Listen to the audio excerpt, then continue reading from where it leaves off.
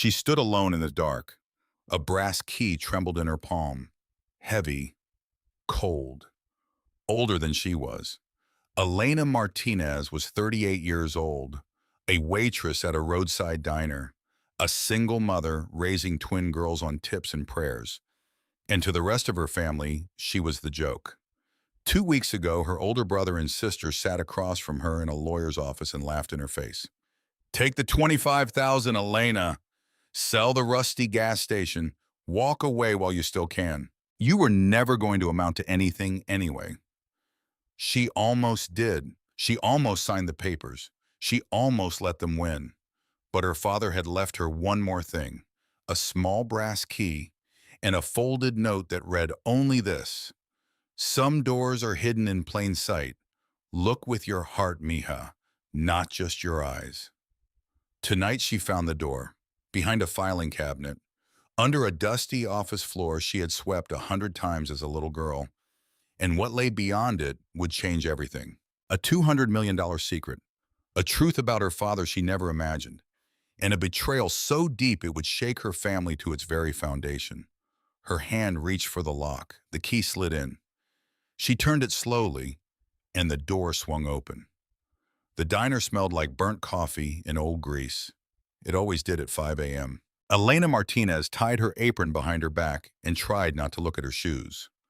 Because if she looked at her shoes, she would notice the duct tape again.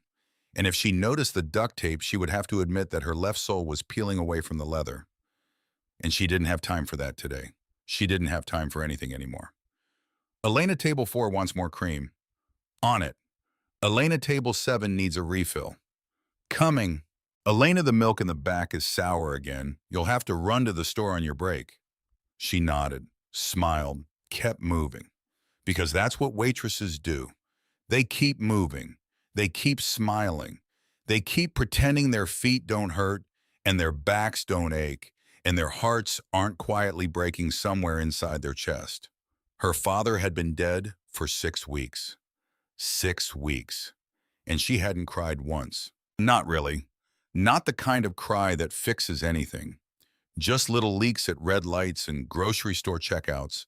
And once embarrassingly, when she heard his favorite old song playing in the dental office, where she'd taken Camilla for a filling she couldn't afford.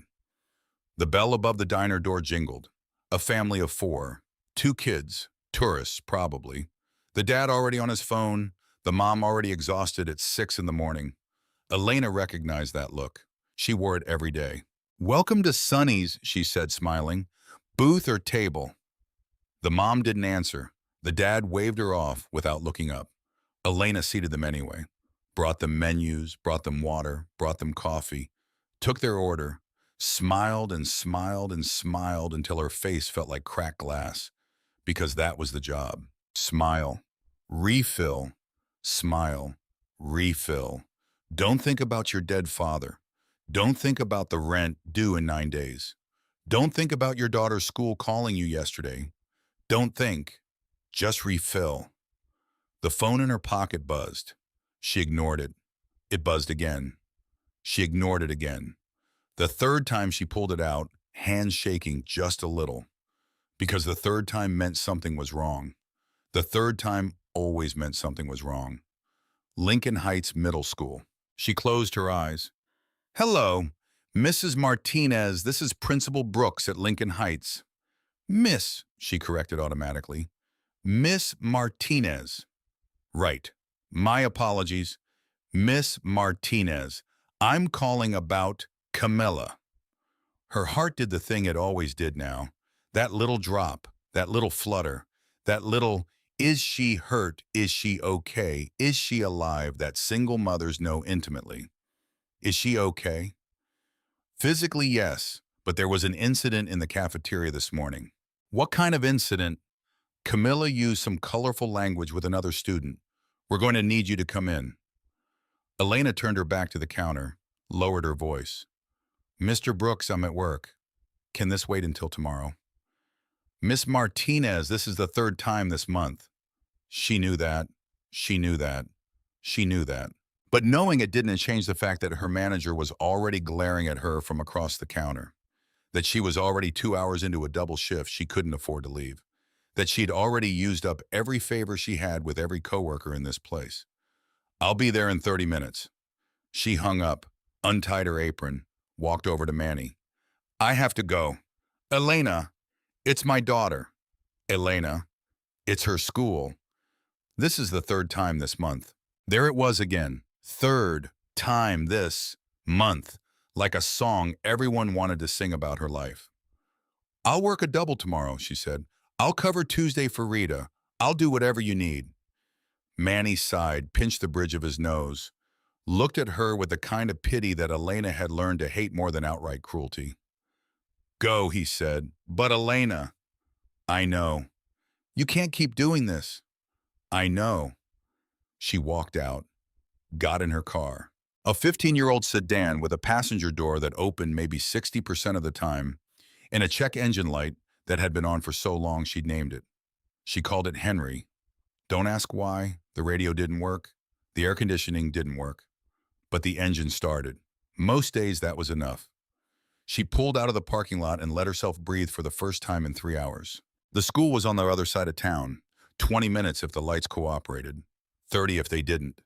She used the time the way she always used time alone now. She thought about her father, Antonio Martinez, born in a country he loved, buried in one he chose. 68 years old, 6 weeks gone. The cancer had moved fast. That's what everyone said. Fast like a wildfire. Fast like a sentence ending mid-word. One Tuesday in March, he was complaining about back pain. The next Tuesday, he was in the hospital. The Tuesday after that, the doctor said 3 months. The Tuesday after that, he was gone. It was always a Tuesday with him, even his death. Elena's eyes burned. She blinked it back. Because crying while driving was a luxury she couldn't afford. Because Camilla was waiting. Because Camilla always seemed to be waiting now with that small, angry chin lifted high, with those dark eyes that looked so much like her father's, it almost hurt to look at her. Both girls had Garrett's eyes. That was the cruelest joke of all. She pulled into the school parking lot, wiped her hands on her apron, realized she was still wearing her apron, pulled it off, stuffed it under the seat, got out. Principal Brooks was waiting in the office. So was Camilla. So was a woman Elena had never seen before in a beige cardigan that probably cost more than Elena's monthly grocery budget. And next to her, a small girl with pigtails and a smug little face Elena recognized immediately. Brielle. Of course it was Brielle. It was always Brielle. "Miss Martinez, please, sit." Elena sat. Camilla didn't look at her. Camilla was staring at the carpet like the carpet had personally betrayed her. "Camilla," Principal Brooks began, "would you like to tell your mother what you said today?" Camilla said nothing. Camilla. Nothing. The woman in the beige cardigan sniffed. Actually sniffed. Like the air in the principal's office had suddenly become too coarse for her sensitive nose. "My daughter," she said carefully, "was eating her lunch, minding her own business." Camilla's head snapped up. "That's not true." "Camilla." Elena reached for her hand. "She said it first, Mom, I swear." "Camilla, let the adults speak." The mother of Brielle smiled, a thin, tight smile, the kind of smile that said, "I have already won." Brielle was simply having a conversation about weekend plans, she continued. She mentioned that her family was going to the lake house.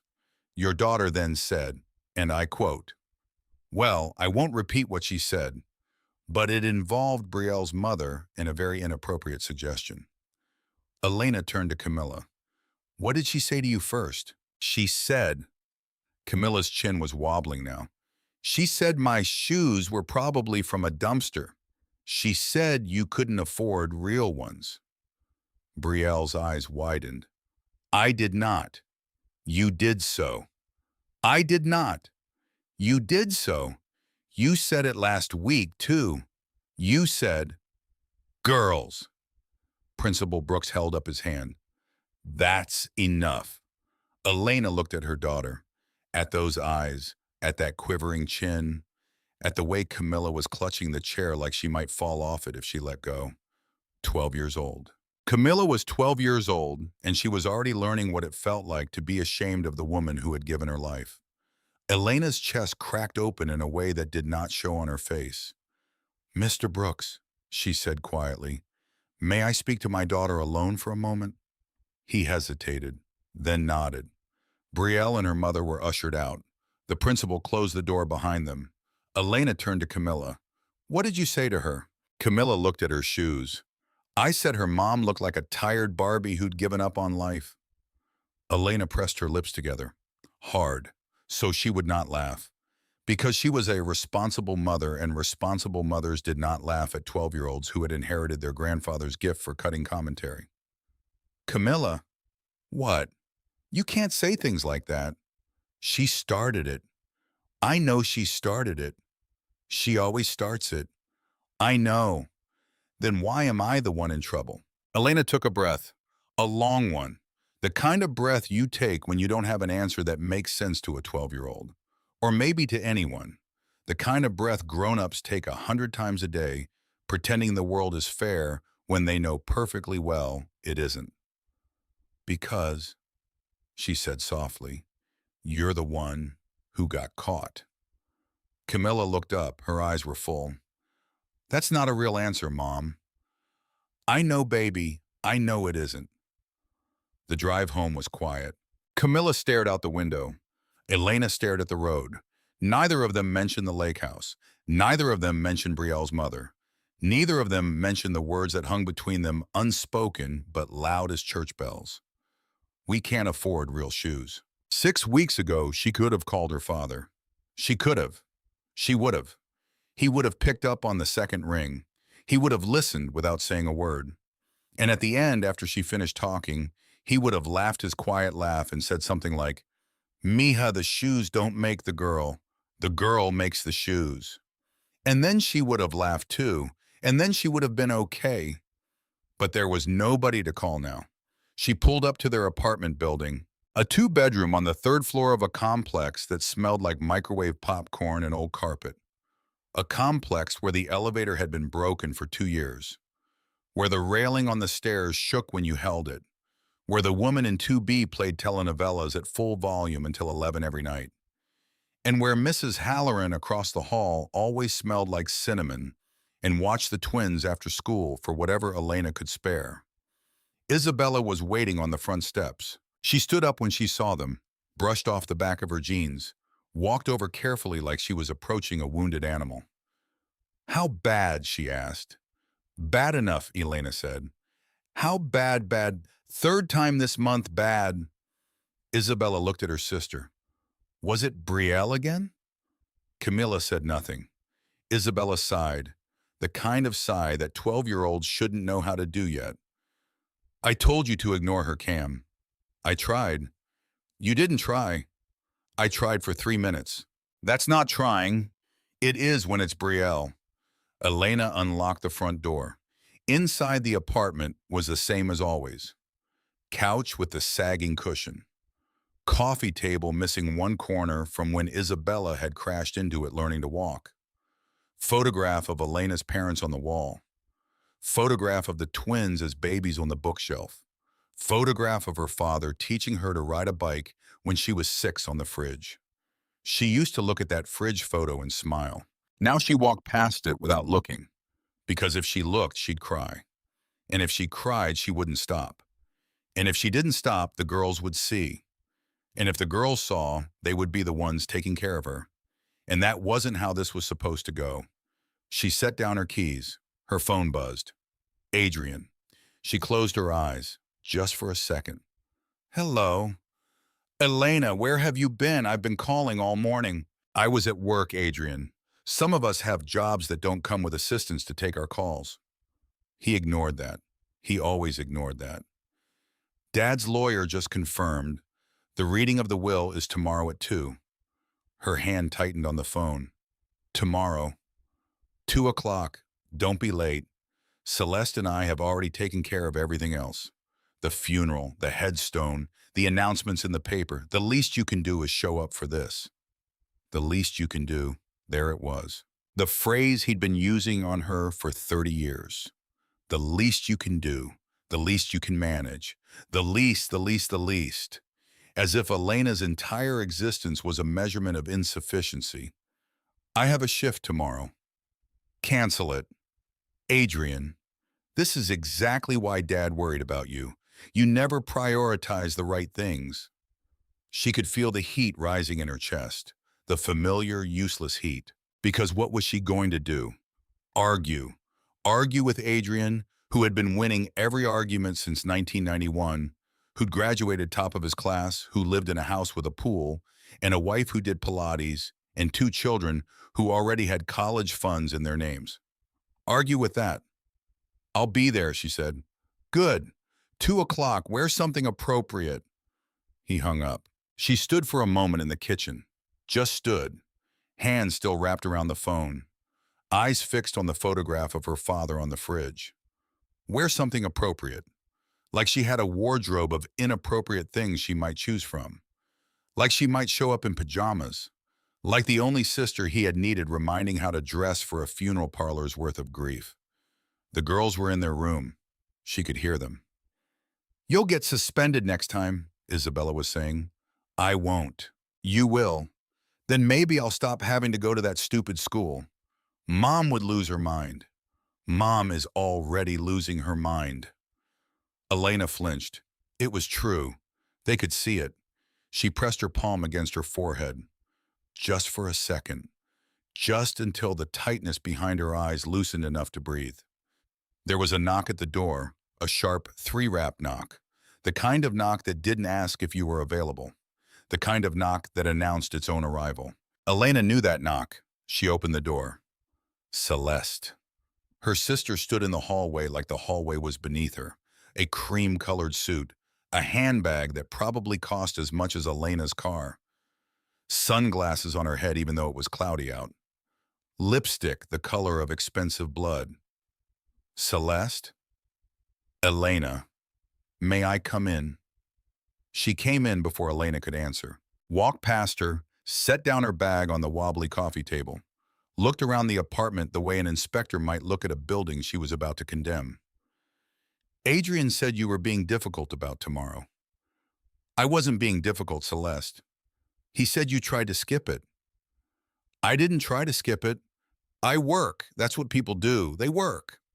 For a waitress's wage, Elena. Some of us don't have a choice. Some of us made choices that led there.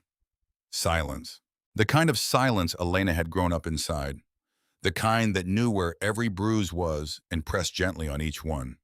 Celeste sat down on the sagging couch, then immediately sat back up, as if she had remembered halfway down that the couch might be unclean. I came to give you a heads up, she said. About what? About the will. Elena crossed her arms. Celeste, the reading isn't until tomorrow. I know, but Adrian and I have been going through Dad's finances. How? With his attorney. His attorney works for him, Celeste. He's dead. His attorney is now the executor of his estate. And the executor of his estate is letting you two go through everything before the reading. Celeste did not answer that, which was an answer. Elena's jaw tightened. What did you find? Nothing good, Celeste said. Dad was struggling, Elena, worse than we thought. The gas station has been losing money for years. There are back taxes, outstanding loans. He owed people. He never said anything to me about that. He wouldn't, would he not, to you? There was something in Celeste's voice, a small, polished cruelty, a pebble tucked inside silk. What does that mean? It means he wanted to protect you. He always wanted to protect you. From everything. From your own choices. From your own life. Adrian and I were the ones he came to when he needed help. We were the ones who paid his property taxes the last 2 years. Elena went still. Excuse me. You didn't know. Of course you didn't. You paid his taxes. Adrian did. I helped. He was too proud to ask. We could see it. We didn't make him beg. The room tilted, just a little. Elena's father had never asked her for a dollar in his life. But maybe that was because he knew there were no dollars to ask for. Maybe that was because asking her for help would have been the same as asking the ocean for a glass of water. Maybe, maybe, maybe. But also maybe Celeste was lying. Because Celeste had been lying since she was 6 years old and told their mother that the broken vase was Elena's fault. Celeste had been lying since high school when she told her boyfriend that Elena had a crush on him just to watch what would happen. Celeste had been lying as a profession ever since she discovered that the truth was less efficient than fiction. "Why are you telling me this?" Elena said. "Because the estate is complicated." "How complicated?" "Adrian and I think it would be best if we handled everything." "I see. You have enough on your plate, Elena, with—" Celeste gestured around the apartment, around the chipped tile, around the photograph of Elena's father on the fridge. "With all this." Elena did not say a word, because if she said one word, she would say 100. And if she said 100, Celeste would smile that smile, the same smile she'd been smiling for 35 years, the smile that said, "You have proven my point." "Is that all you came to say, Celeste?" "I came to say I love you." "You did not come to say that." "I came to say we want to make this easy on you." "That is also not why you came." "Elena, you can leave now." Celeste blinked. She wasn't used to being told to leave. People did not tell Celeste to leave. People apologized to Celeste for taking up space in the room she had entered. She gathered her handbag. She did not look at Elena. She walked out the door without saying goodbye. Elena closed it, locked it, leaned her forehead against the wood, counted backwards from 20. She got to 14 before there was another knock. She closed her eyes. Of course there was another knock. Of course. Because the universe did not believe in mercy. The universe did not believe in pauses. The universe did not believe that a 38-year-old single mother of twins might need 10 consecutive minutes without someone arriving at her door to tell her exactly how she had failed at being alive. She opened the door. Garrett. Of course it was Garrett. He stood in the hallway in a suit he had not bought when they were married. A suit she did not recognize. A suit that had been chosen by someone else. "Where's Camilla?" he said. "No hello, no how are you? No, your father just died. Are you okay?" "Where's Camilla?" "She's in her room." "I got a call from the school." "Yes, so did I, 6 hours ago."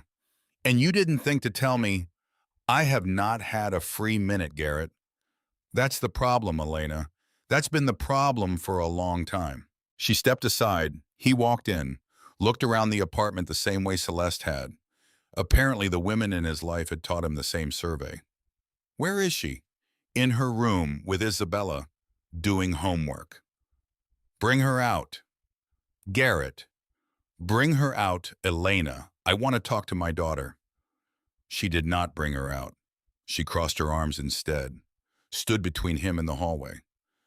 "What did the principal tell you?" "He told me my 12-year-old daughter was using profanity in a school cafeteria. He told me this is the third incident this month. He told me there are concerns about her home environment." "Concerns about her home environment?"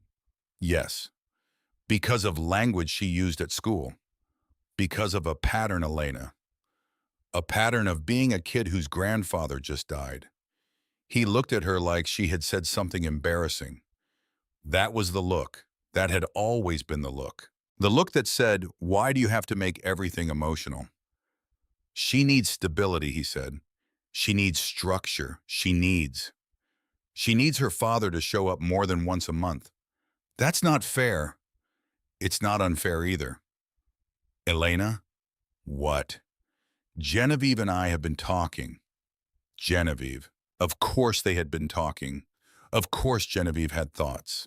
Of course Genevieve, who had taken Garrett to a wedding last spring and posted 43 photos on Instagram, none of which included the twins, had thoughts about Camilla. And what did Genevieve say? She said the girls might do better in our neighborhood. Better schools. Better. Get out. Elena, get out, Garrett. I'm trying to help. You're trying to take my children. That's not what this is. That is exactly what this is. He stared at her. She stared back. For a moment, the air in the apartment hummed with the past. With every fight they had ever had. With every time he had said, "You're overreacting," and she had been right. With every time she had given in because she had been too tired to be right. And every time she'd promised herself, "This is the last time." This was the last time. "Get out," she said again. He got out. She locked the door behind him, pressed her forehead against the wood, counted backwards from 20. This time she got to 7 before her knees started to give. She slid down the door, sat on the floor of her own kitchen, her hand still on the lock. The bedroom door creaked open. Isabella peeked out, then Camilla. They saw her on the floor. They didn't say anything. They just walked over, sat down on either side of her, one on each side, the way they had when they were 6 and she had been crying on Christmas Eve because there was nothing under the tree. They didn't ask if she was okay. They knew the answer. "Mom," Isabella said softly. "Yes." "Genevieve called us baggage." Elena went still. "What?" "At their house, on the phone with her friend. She didn't think we could hear. She said she was stuck with the baggage for the weekend." Elena turned, slowly, looked at her daughter, at her other daughter, at those two faces she had carried in her body for 9 months and in her heart for 12 years. "When was this?" "2 weeks ago." "Why didn't you tell me?" "Because you would have made it worse." Camilla. "It's true, Mom. You always make it worse." That sentence. It went into her like a slow blade, not because Camilla had said it, but because Camilla had believed it. Because somewhere in the last 3 years, both of these girls had quietly decided that their mother was the kind of woman who made things worse. She tried to remember what kind of woman she had been before. She couldn't remember. That was the worst part. She couldn't remember. That night, she sat at the kitchen table with the photo album her father had given her last Christmas. "So you remember where you come from." That was what he had said. "So you remember." She turned the pages slowly. Her father at 20 just arrived in this country. His hair black, his smile uncertain, his suit borrowed. Her father at 30 standing in front of the North Star gas station on the day he bought it. The yellow star above his head freshly painted. His arm around his young wife. Her mother. So beautiful, Elena had to look away. Her father at 40 lifting little Elena up onto the counter while she helped him count quarters from the register. Her father at 60, her father at 65, her father holding the twins at the hospital, both babies tiny in his big, careful hands. His face soft in a way she had never seen on any other man's face in her life. The last photo was from last Christmas, 3 months ago. He had already been sick. He'd hidden it well. But now looking at the photo, Elena could see what she had not seen at the time. The shadows under his eyes, the slight thinness in his cheeks, the grip on Camilla's shoulder a little too tight. He had known. He had already known. And he had not told her. She closed the album. She did not cry. She did not cry. She did not. She just sat there. And eventually the sun came up. The lawyer's office was in one of the few buildings downtown that had an elevator that worked. Glass and steel. A reception desk with a small bowl of mints. A woman behind the desk who smiled at Elena like Elena was a person who deserved smiling at. Third floor. Henrik Walsh, attorney at law. Elena clutched the photo album to her chest. It was the only thing she had brought. She didn't know why she had brought it. She knew nobody would ask to see it. She just couldn't leave it at home. She stepped off the elevator. She saw them before they saw her. Adrian in a charcoal gray suit. Celeste in cream again with a different bag. Their spouses sat behind them neutral and well-dressed. A small army of money. Adrian saw her first. Finally. He checked his watch as he said it. Performatively. Celeste turned, looked Elena up and down. The slow inventory. "Elena, you look rested." "Hello to you too." A door opened. Henrik Walsh stepped into the waiting area. Late 60s, silver hair, wire-rimmed glasses, kind eyes behind them. The kind of eyes that had seen too many families come apart in his office and had learned to be soft about it. He came straight to Elena, hugged her. I'm so sorry, Elena. She held herself stiff for a moment, then let go, just for the briefest second. Thank you, Henrik. Come, everyone. Please follow me. The conference room had a long wooden table, leather chairs, a box of tissues set quietly at one end. Elena did not want to look at the box of tissues. The box of tissues meant this was the kind of meeting where someone was going to need one. She chose a chair at the far end of the table. Adrian and Celeste sat together at the other end, as if they were a team, as if Elena were the opposing side. Maybe they were. Maybe she was. Henrik opened a folder. Thank you all for coming. We're here today to discuss the last will and testament of Antonio Eduardo Martinez. His voice was steady, professional, kind. Antonio's will is straightforward. He had a clear vision for how his assets should be distributed. I'll do my best to keep the legal language to a minimum. Adrian leaned forward. Henrik, before we begin, Celeste and I have been reviewing the finances. We're prepared to handle any outstanding debts. That's generous of you, Henrik said, but unnecessary. Unnecessary. Antonio's affairs were in order. A pause. Celeste looked at Adrian. Adrian looked at Celeste. Henrik continued. I'll begin with the smaller bequests. To Adrian Martinez, my eldest son, I leave my collection of vintage car manuals in the sum of $50,000. Adrian blinked. $50,000. Yes. Where would Dad get $50,000? A modest life insurance policy. Henrik shuffled a page. To Celeste Martinez, my daughter, I leave my collection of vinyl records and the sum of $50,000. Celeste's husband touched her arm. She did not move. Elena sat very still, waiting. The album in her lap, her hands folded over it like a prayer book. Maybe a photograph. Maybe a memento. Maybe. And now, Henrik said the primary bequest. He looked up, looked at Elena, held her gaze for one long, gentle second. To Elena Martinez, my youngest daughter, I leave the North Star gas station and all of its contents, including the attached apartment, all inventory, all equipment, and any other assets associated with the property. The room did not breathe. Then Adrian laughed, a short, sharp, ugly laugh. The gas station. Yes. He left her the gas station. Yes. Celeste's face had gone white, white like an envelope, white like a wall. That property is worth 4 times what we got in cash. That is correct.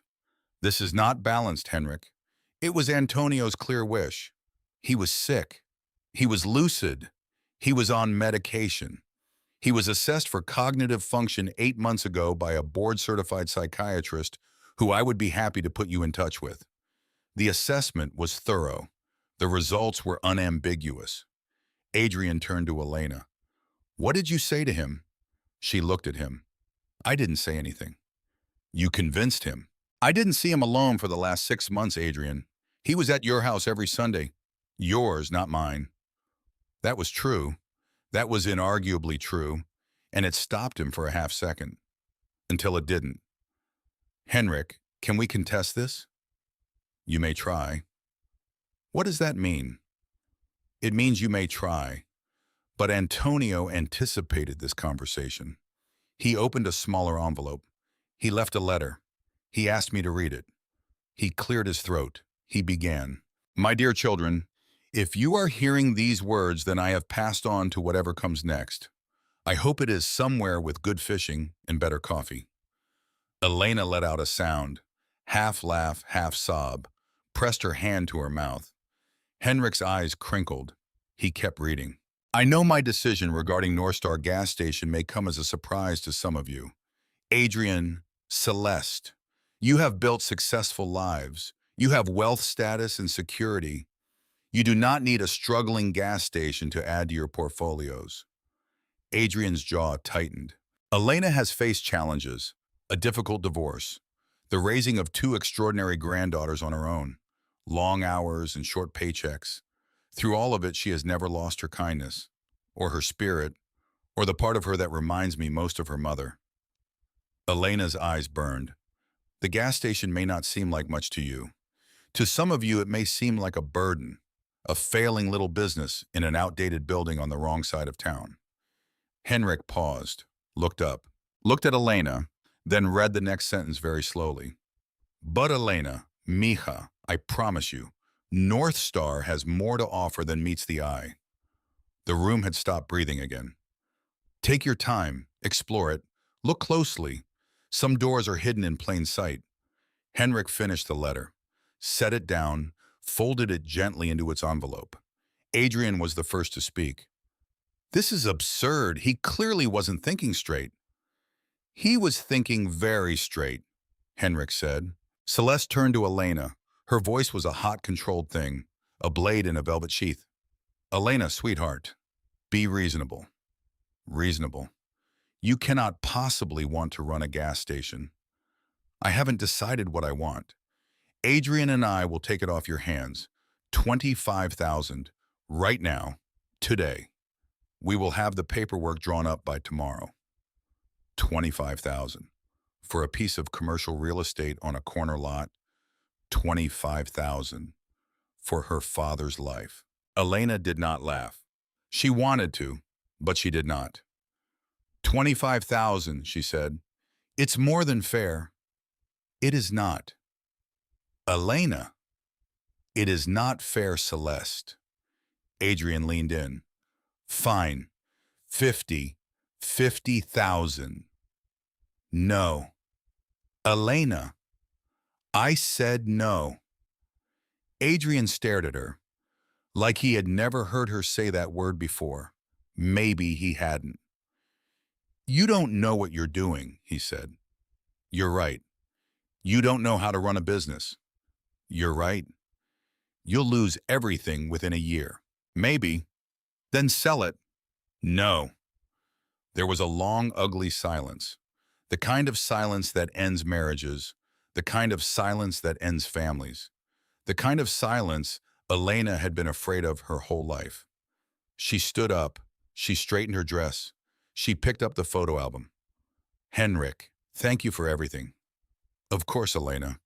Is there anything else I need to sign today? No, take your time. Read everything. I'll send copies to your home. Thank you. She walked toward the door. Adrian called after her.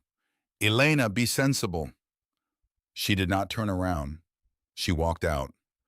The elevator was empty going down. She let herself shake for the first time. Just a little. Her hands on the rail. Her teeth pressed together hard. The lobby was empty too. She made it almost to the door before someone called her name. Elena, wait! Henrik. He was hurrying down the hall toward her briefcase in hand.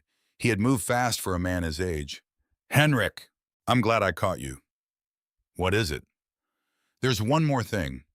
Your father asked me to give you this privately, not in front of the others. He was very specific. He reached into his jacket pocket. He pulled out an envelope. Plain, white, no name. He pressed it into her hand.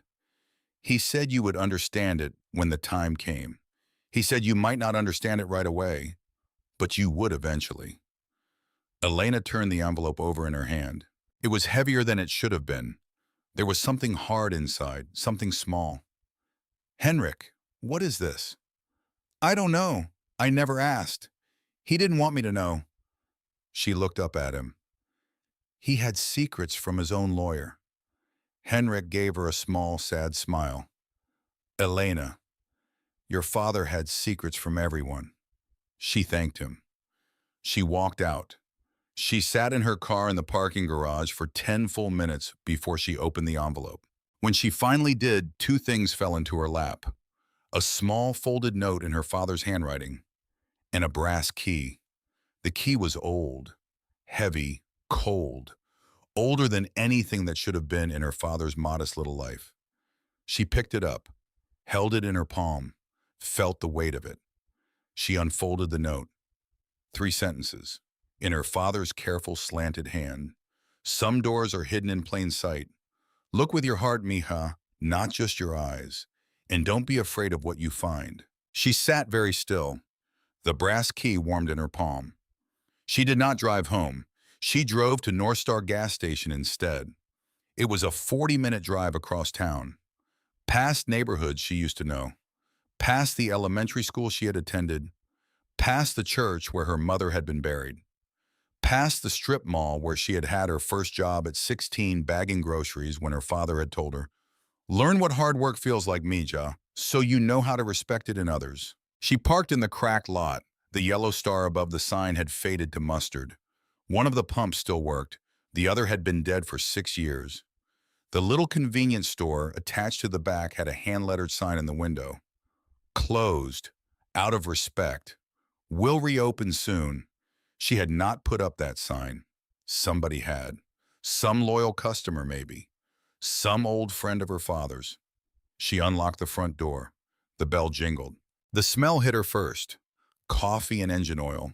Her father's aftershave still faintly in the wood of the counter. The leather of his old jacket somewhere in the back room. Her knees almost gave out. She made it to the counter, set down the brass key, set down the note, set down the photo album. She stood in the empty store, just stood, for a long, long time. Then she walked through the door behind the counter into her father's small office.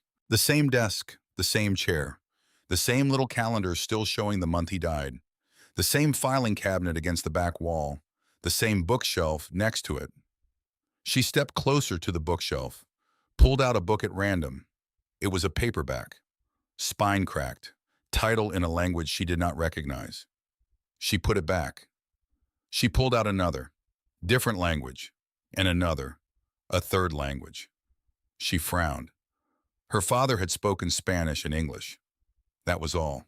That was all she had ever heard him speak. She put the books back. Slowly, she turned. She looked at the filing cabinet. She looked at the wall behind it. She looked at the small space where the cabinet did not quite meet the corner. Her father's note was still in her hand. Some doors are hidden in plain sight. Look with your heart, mija, not just your eyes. She stepped forward. She put her palms against the cabinet. She pushed. It scraped against the floor. Heavy. Heavier than she expected, but it moved. 6 inches. 12. 18. She stepped behind it. She ran her hand along the paneling on the wall. At first, it felt the same as the rest of the wall. But then she felt it. A faint seam, a thin line in the paneling, barely visible, just barely there. Just where a panel met another panel in a way that didn't match the rest of the wall. She pressed her fingers against it. She pressed harder. There was a soft click. The wall shuddered. A small section of paneling slid sideways. Just an inch. Just enough. Behind it, in the wall, where there should not have been a lock, there was a lock. An old lock. A heavy lock. Brass. She looked down at the key in her hand. She looked up at the lock. She looked back down at the key. And she lifted the key, slowly, and slid it into the lock, and turned it. The wall shuddered again, deeper this time. A sound like something old and heavy waking up after a very long sleep. And then very slowly the door began to swing open. The door swung open. A breath of cold air hit her face. Cold. Dry.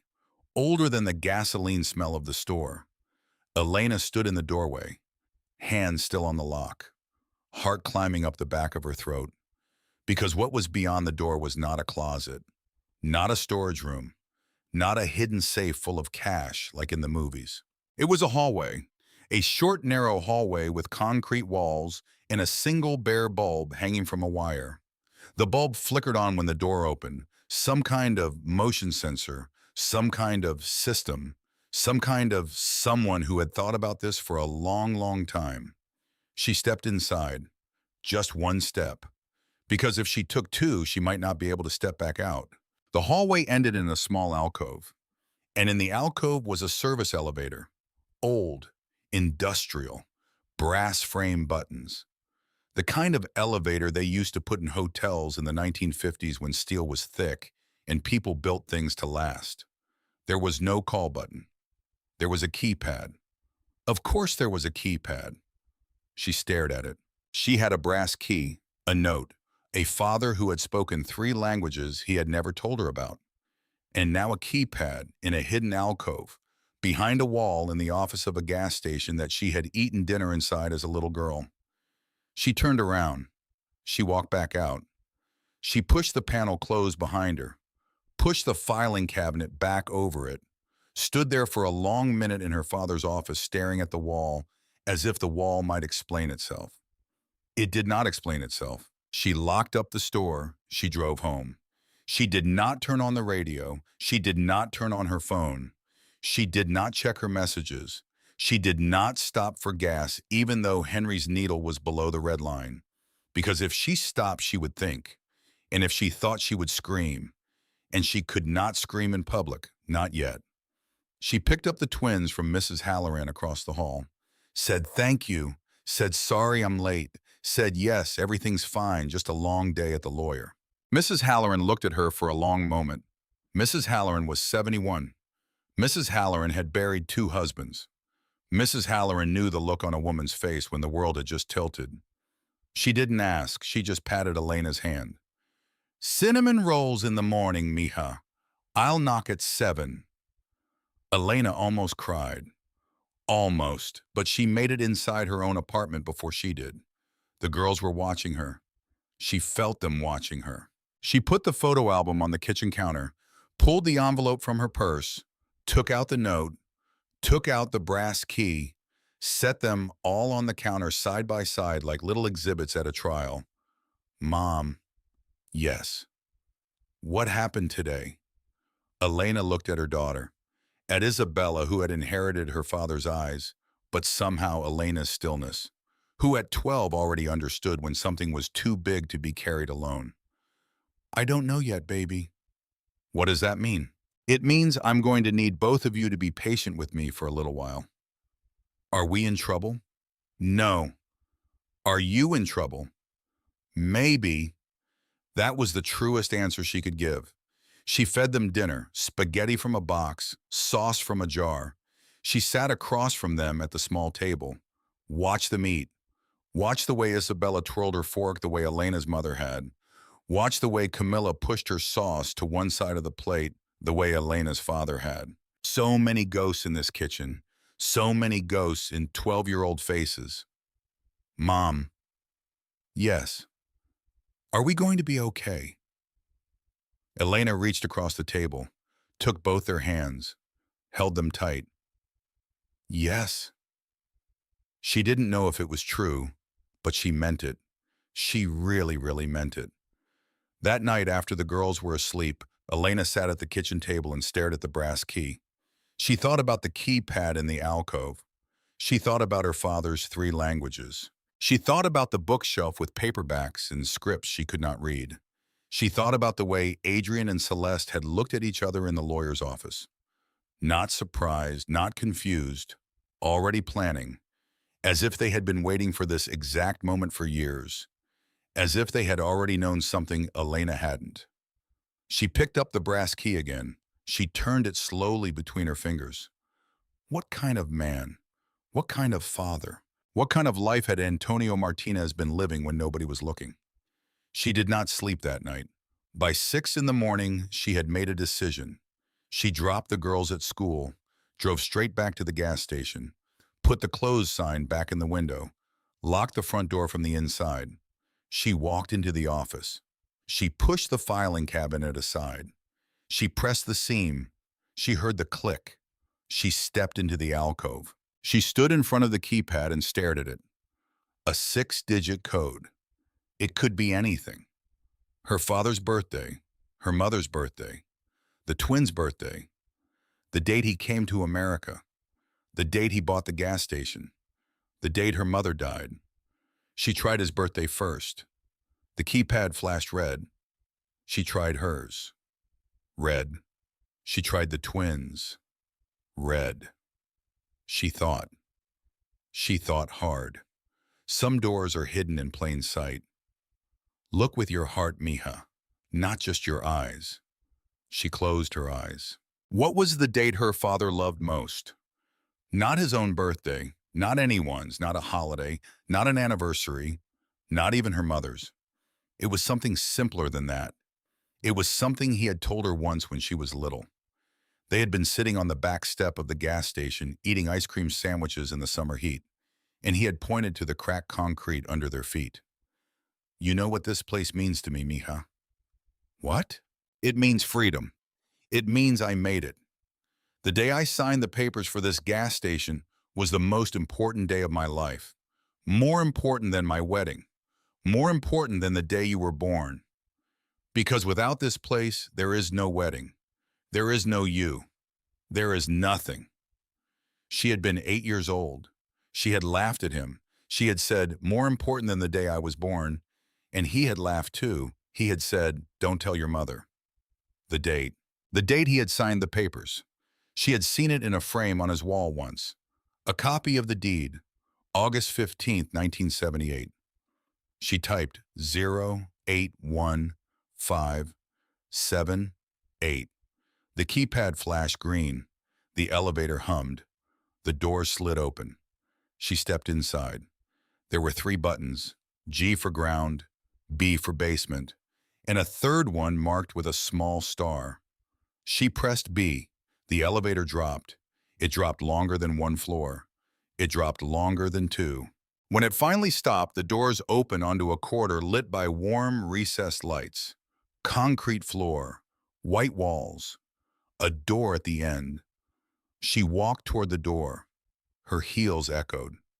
She had not worn heels yesterday. She did not know why she was wearing them today. Maybe because if she was going to walk into her father's secret life, she wanted to look like a woman who had decided something. She turned the handle. She pushed. The room beyond the door was large, larger than the entire gas station upstairs.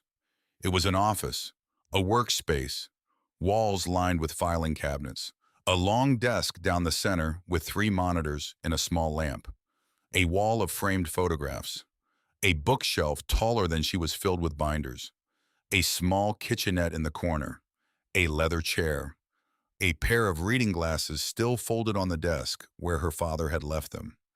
She stood in the doorway. She did not cry. She did not breathe either. She walked forward. Slowly, she touched the desk, the lamp, the reading glasses, her father's reading glasses, the ones he had owned for 10 years, the ones she had teased him about last Christmas because the frames were so out of style. She picked them up, held them against her chest. He had sat here.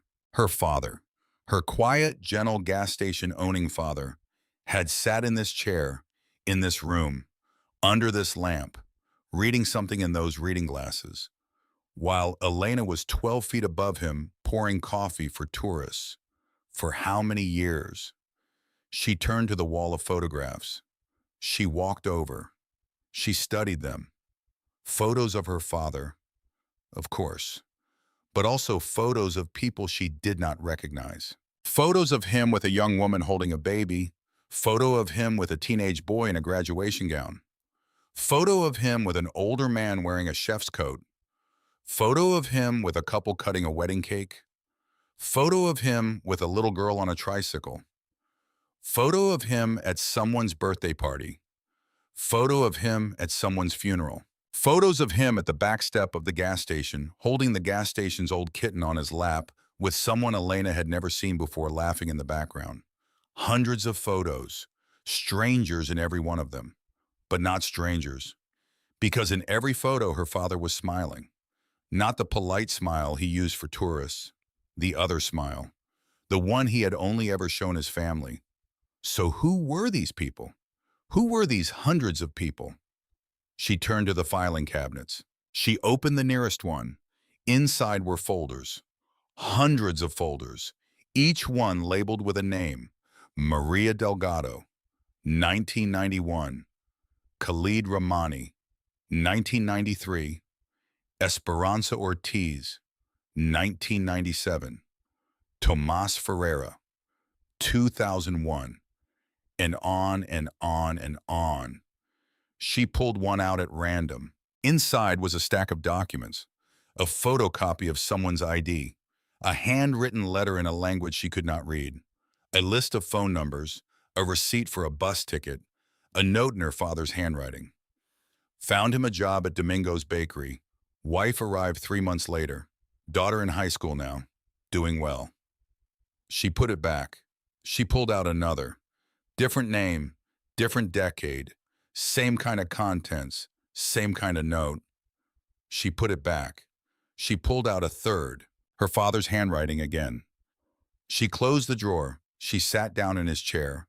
The leather still held the shape of him. She placed both hands flat on the desk. She tried to breathe. The bell upstairs rang. She froze. Because the bell over the front door of the gas station did not ring unless someone had opened that door. And she had locked that door, and she had hung the closed sign in the window, and nobody should have been able to come in. She heard footsteps above her. She heard a voice. "Hello, Antonio. Is anybody here?" "Antonio, it's Margaret."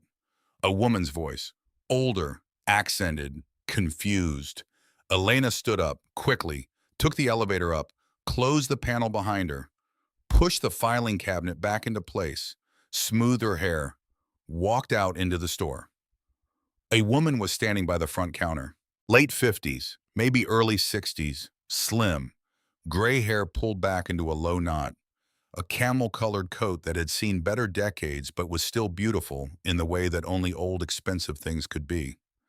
Her eyes were calm. Her eyes were also assessing Elena very carefully. "I'm sorry," the woman said. "The door was unlocked. I didn't realize." "It's all right. You must be Elena." A pause. "Ma'am, how did you know that?" The woman smiled, just a little. "Antonio talked about you. He kept a picture of you and your daughters by the register." She pointed. Elena turned, looked behind the counter, a small framed photograph. The twins at age 6 sitting on the steps of the gas station.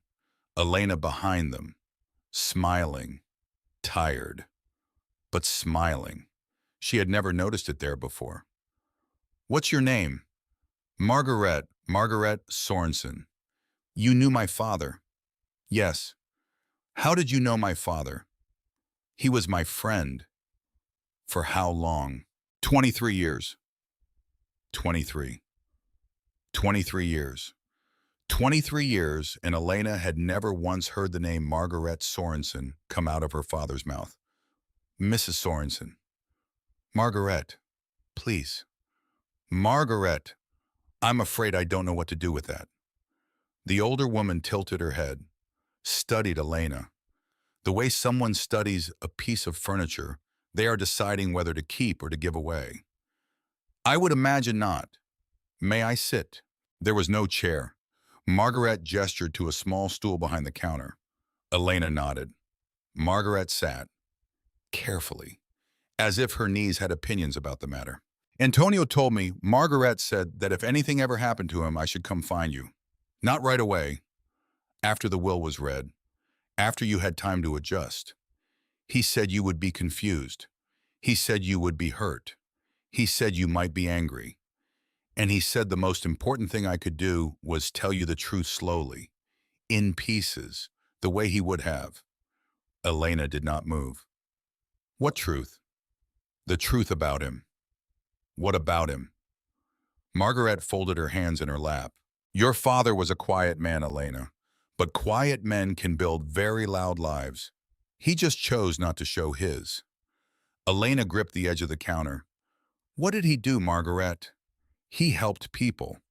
"Help them with what?" "Help them stay. Help them find work. Help them find apartments. Help them learn English. Help them open bank accounts. Help them sue employers who refuse to pay them. Help them get their children into schools. Help them when their husbands beat them. Help them when their wives left them. Help them when they did not know who else in the country knew their name." Margaret looked at her steadily. "For 30 years, Elena, your father helped people. Quietly, in a back room, in an apartment upstairs, in phone calls and bus tickets and bank loans signed in his own name. He never advertised. He never asked for anything in return. He had a rule. The rule was, you do not have to repay me. The rule was someday when you can help someone else." Elena's mouth was dry. "How many people?" "I don't know an exact number." "Margaret, More than 500, probably closer to 1,000, across 30 years. 1,000 people. 1,000. She thought about the wall of photographs downstairs. She thought about the filing cabinets. She thought about her father's hands, those big, careful hands that had taught her to ride a bike, that had counted quarters at the register, that had held the twins when they were born. 1,000 people. Margaret? Yes. How did you meet him? The older woman's eyes softened. I came to this country in 1999, from a place that doesn't exist anymore, with a child, no husband, no money, no English. Just a piece of paper with the name of a man who would help. I had been told, by a friend, who had been told, by another friend. The name on the paper was Antonio Martinez. The address was a gas station. She paused. He gave me a bed in the apartment upstairs for 2 months. He found my son a school. He found me a job. He fed us when I had nothing. He never asked for a single thing. When I tried to repay him 8 years later when I had my own house and my own savings, he said the same thing he said to everyone. What? Help somebody else. Elena pressed her hand against the counter. Did he do this every day? No, most days he sold gas. Then how?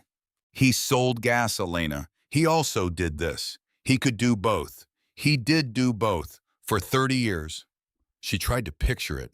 She tried to picture her father, the man who had asked her not to overspend on his birthday gifts, the man who had worn the same flannel jacket for 20 winters, the man who had eaten the same lunch of cheese and bread every single day she had ever known him. That man had helped 1,000 people start lives in a country that hadn't been ready to give them anything. She sat down, on the floor, right where she was standing. Just sat down. Margaret did not move from her stool. She just looked at Elena with quiet patience, the kind of patience that knew there was no rushing this moment. Elena, yes, he had reasons for not telling you. I'd love to hear them. He did not want to put you in danger. Some of the work was sensitive. Some of the people he helped had been hurt by people who would have hurt them again if they had been found. He kept it quiet because keeping it quiet kept everyone safe, not just him. Why are you telling me now? Because he asked me to. She reached into her coat, pulled out a small envelope. She handed it to Elena. The envelope was a twin to the one Henrik Walsh had given her. Same plain paper, same weight, same handwriting on the front. Mija. Elena opened it. Inside was a folded piece of paper, and on it in her father's writing, if Margareta finds you Mija, you can trust her. Listen to her. She knows what I cannot now tell you myself. The work is not finished, but it is yours now, only if you want it. Elena looked up. Margaret was watching her. What do you mean it's mine? Antonio left you more than the gas station, Elena. What did he leave me? Margaret stood up. She crossed to the counter. She pulled a small folder from inside her coat. She placed it gently on the counter between them. Look. Elena opened it. Inside were property records, deeds, titles, real estate, pages and pages. She skimmed the first one. A vacant lot 2 blocks east of the gas station purchased in 1985 for $9,000. She turned the page. Another lot, 3 blocks south, 1986, $11,000. Another, 1989, $6,000. Another, 1991, $12,000. Lot after lot, year after year, land all around the gas station. Land her father had been buying, quietly, anonymously, through a small holding company with a name she did not recognize. Land that had been useless, cracked desert and abandoned warehouses in the 1980s, and was now the new business district, the new commercial corridor, the street that the city had renamed and the mayor had cut a ribbon on 3 years ago. Elena's hands shook. How much? Margaret spoke gently. At current market value, the land alone, Elena, is worth approximately $80 million. dollars. 80 million.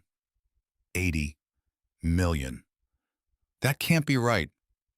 It's right. That can't be right, Margaret. It is Mija. He bought it when it was nothing. He held it for 40 years, and the city grew around him. Elena looked at the records again. Lots she had driven past her whole life. The corner where the new bank was. The corner where the new pharmacy was. The little strip mall with the dry cleaner. The empty lot where the city wanted to build the new community center. All of it. All of it. Her father's. Her father's who had worn the same boots for 15 years. Her father's who had told her to be careful at the grocery store last fall because rotisserie chickens were on sale for $5.99 and she should buy two. Her father's who had quietly, patiently for 40 years accumulated $80 million worth of land while she had thought he was struggling to pay his property taxes. She put the folder down. She put her face in her hands. Margaret. Yes, mija. Is there more? A pause. There is one more thing. Tell me. You should see it for yourself. Antonio left you a recording. It is downstairs, in the room you have already found. Elena looked up. You know about that? I helped him build it. She walked back down. Margaret followed. The basement room felt different the second time. Bigger, quieter, as if it had been waiting for her to come back. Margaret had led her to the long desk, to one of the monitors. She touched the keyboard. The screen woke, a password prompt. Use his deed date again, Elena typed. The screen unlocked. The desktop was simple, clean, a few folders, and in the center a video file labeled in her father's hand. For Elena, Mija. She clicked it. The screen filled with his face. Her father, Antonio Martinez, sitting in this same chair, wearing the reading glasses she had just held against her chest, looking directly into the camera with the kind of slow, careful gaze he had always had. He looked thinner than she remembered. He had recorded this in the last few weeks. He cleared his throat. Mija! Her hand flew to her mouth. If you are watching this, then you have already found the door, and the room, and probably Margaret. She is a good woman. She is a friend. You can trust her.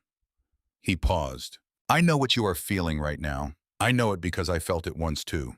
When I learned my own father had lived a life I knew nothing about. It is a strange grief, a grief for a person you thought you knew. But please, Mija, listen. The man you thought you knew was not a lie. He was just smaller than the truth. The man you knew was real. He was just only part of me. She was crying now. She did not remember when she had started. Let me explain. He folded his hands. When I came to this country in 1976, I was 20 years old. I had nothing. I had no English. I had no family here. The first man who helped me was a stranger in a diner who gave me his coat because I was shivering. The second was a Greek man who let me sleep in his garage for a month. The third was a woman in a church who taught me to read English from a children's book. None of them ever asked me for anything. They told me the same thing each time. Someday when you can. Help somebody. He smiled, very small. And so I did, Mija. When the gas station became mine in 1978, I made a small room in the back for people, just people, whoever needed it. I never planned to do this for 30 years. It just kept happening. One led to two, two led to 10, 10 led to 50. By the time I noticed it had become my life, my real life. Selling gas was the disguise. He paused. In 1990, Mija, a boy came to the door. 19 years old, hungry, sleeping under a bridge. I gave him the back apartment for the winter. I gave him a job washing the pumps. He stayed 7 months. He left in the spring. He kept in touch. He came back every Christmas for many years. Then he stopped coming because he had a business to run. But he never stopped sending money. I never spent it. I put it in a trust in your name. Elena's breath caught. The boy's name was Julian Kane. You may not know who he is, But your phone knows. Your daughter's phones know. He invented something 20 years ago that he sold to a company you have heard of. He is one of the richest men in this country. And Miha, when he learned 3 years ago that I was sick, he came to my hospital room. He sat by my bed. He asked me in front of my doctor what he could do for me. I told him, "Leave me alone. I am dying." He laughed. He said, "No, Antonio. I owe you a life, so I will give one to your daughter." She could barely hear over her own heart. The trust he set up, Miha, with your name on it, is $120 million. She put her hand over her mouth. Plus the land I bought. About 80 million more. Plus a small amount of savings I kept in real banks. Maybe 400,000. He looked into the camera.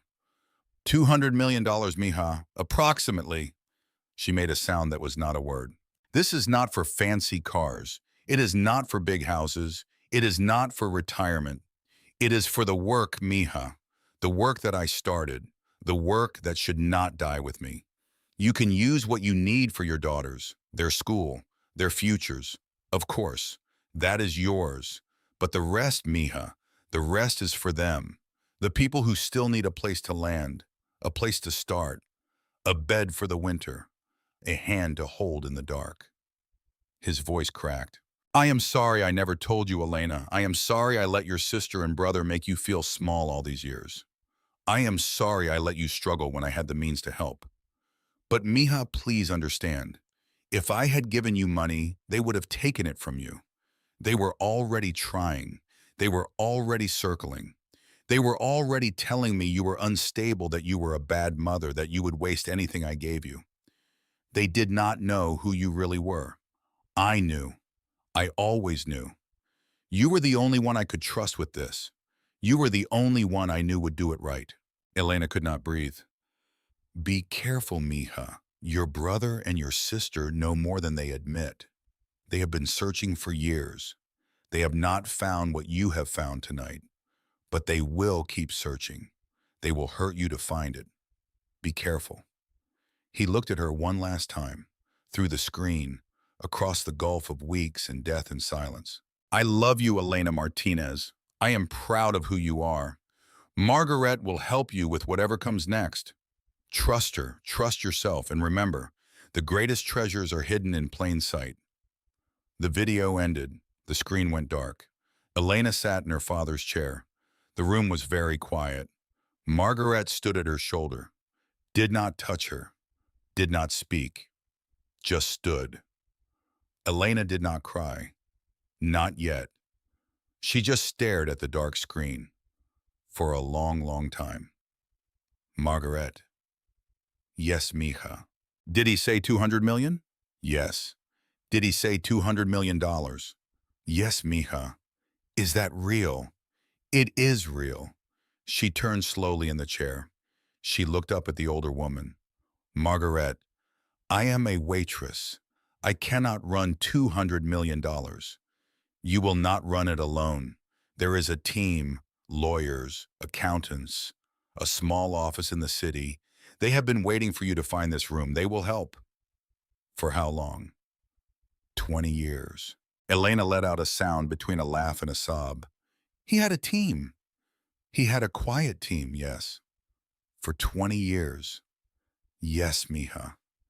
She put her hands on her knees, breathed in, breathed out, tried to remember what air felt like.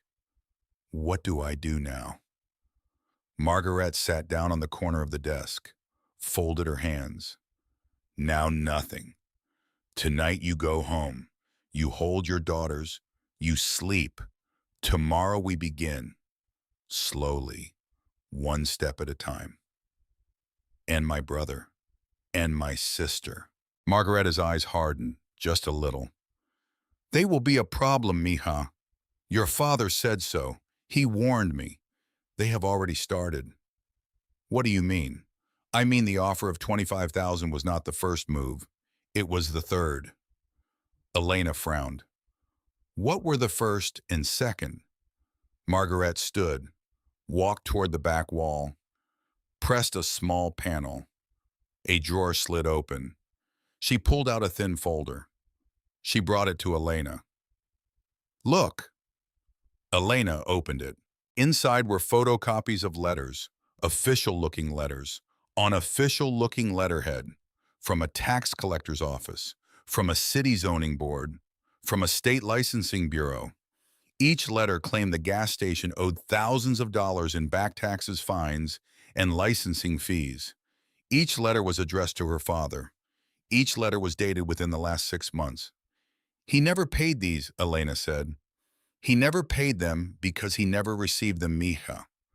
They are forgeries. Elena stared. Forgeries.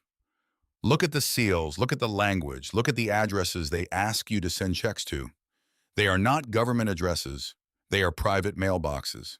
They were generated by someone trying to scare your father into selling, or since your father is gone to scare you. Who? Margaret held her gaze. Mija, you already know who. Elena's hand closed around the edge of the folder. She closed her eyes. Adrian, yes. And Celeste, yes. How long? At least 8 months. The first letter is dated September. Your father started receiving them right after he learned he was sick. We believe they thought he would either die before figuring it out, or sell in a panic. Either way, they were poised to buy the property quietly, through a holding company they own, which we have also identified. Elena felt sick. Sick. Sick in the deepest part of her stomach where her childhood lived. Her brother, her sister, her own blood, sending fake tax letters to their dying father, trying to scare an old man with cancer into giving up his land. Their land.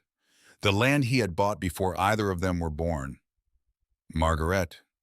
Yes. Did he know it was them? He suspected. He did not have proof. He hoped he was wrong. He could not bring himself to believe it. So he waited. He took the letters off the table when you visited.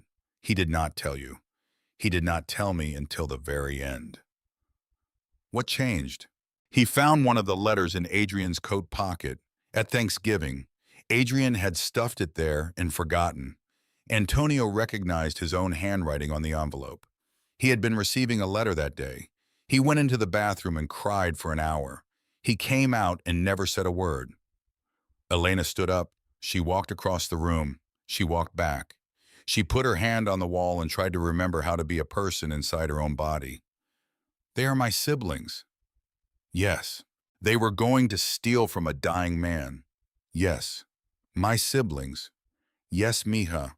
My brother, Adrian, held me when I was a baby. He did. There's a picture. He's 3 years old and he's holding me on his lap. I know, mija. How does a person go from that to this?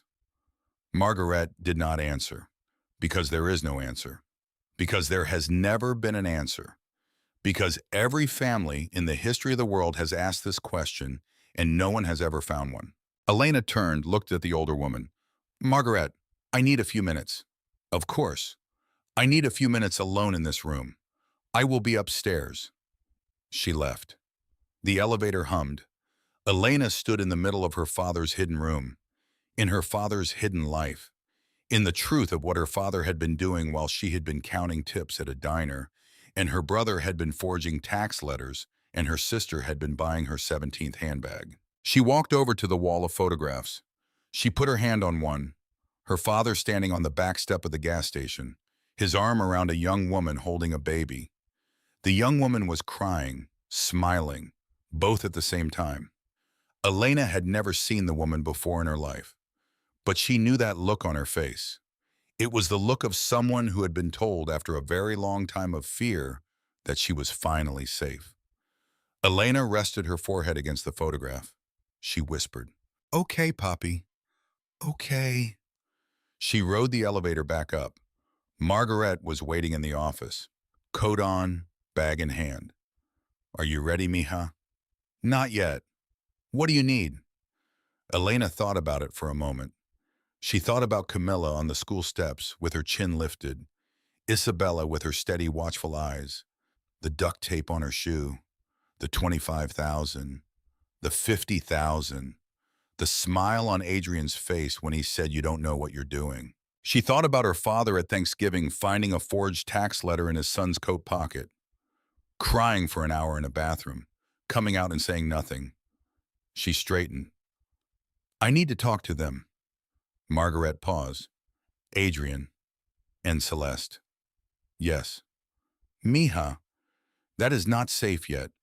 They do not know what we know. We need to gather more before. I am not going to confront them, Margaret.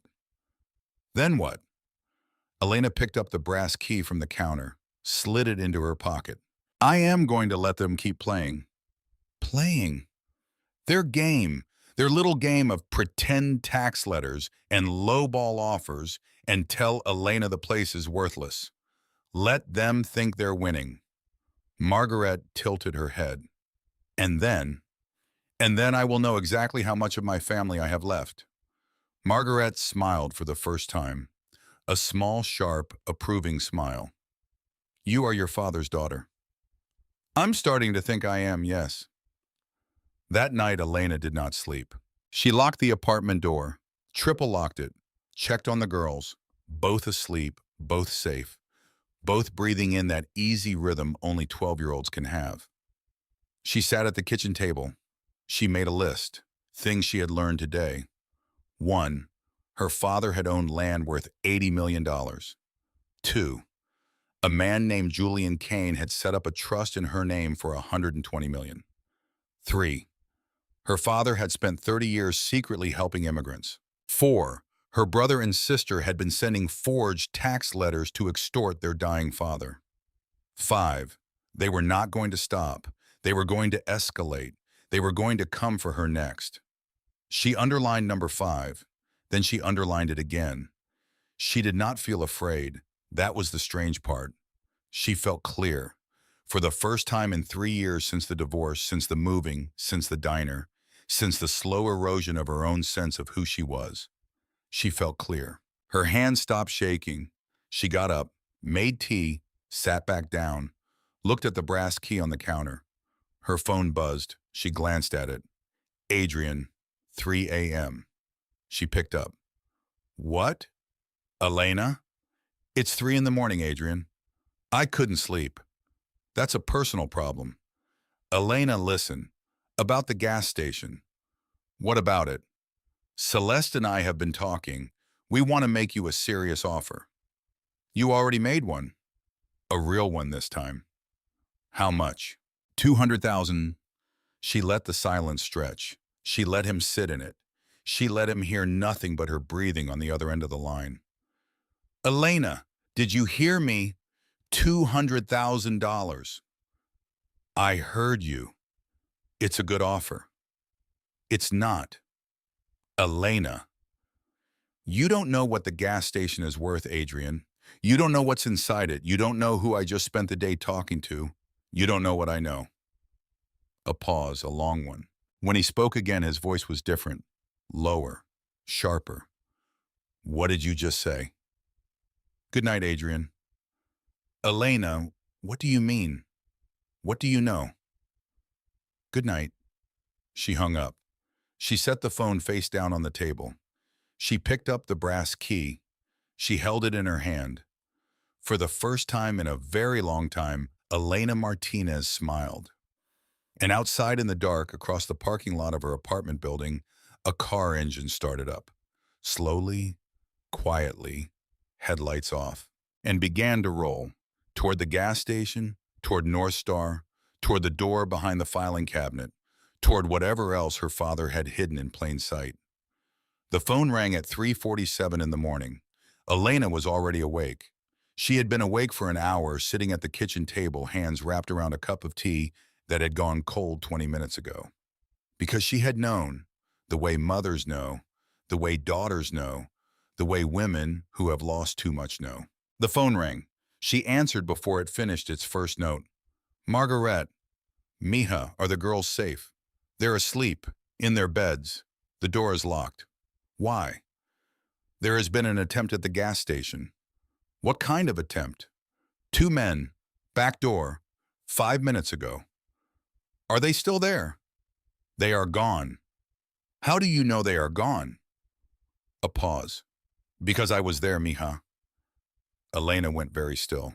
Because Margaret Sorensen, a woman in her 60s who walked with a slight limp, was not the kind of person who chased off two men in the middle of the night by accident.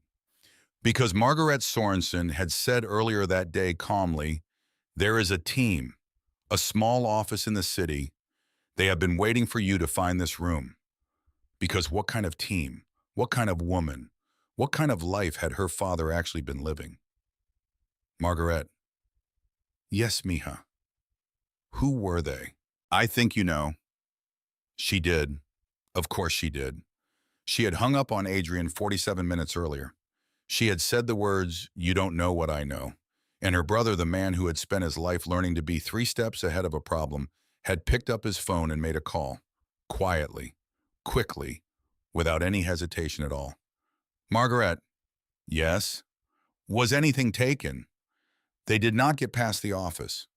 They did not find the door. They did not. They were looking for it.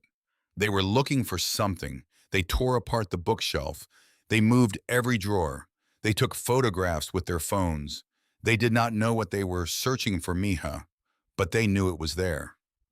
Elena pressed her fingertips into the wood of the table. She breathed. She thought. And in the kitchen in the dark with her cold tea and her sleeping daughters and her dead father whispering in her ear, she did the math. Adrian, 3 a.m., phone call, two men, 3:40, back door of the gas station. 43 minutes between her hanging up and them arriving.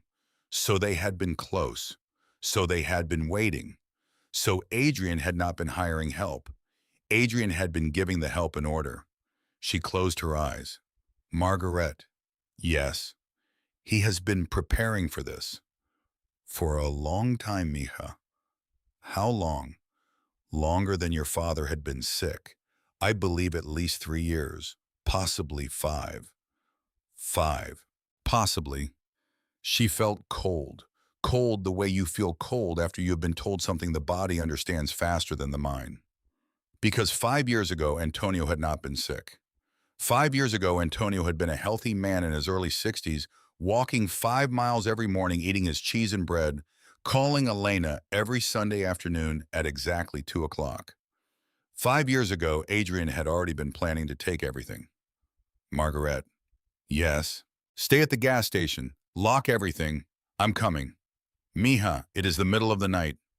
I'm coming. She hung up. She walked to the girls' room, stood in the doorway, watched them sleep. Isabella curled on her side, fist tucked under her chin. Camilla on her back, mouth open, one arm thrown above her head, the same way she had slept as a baby. Elena leaned her forehead against the doorframe, whispered, I'm doing this for you.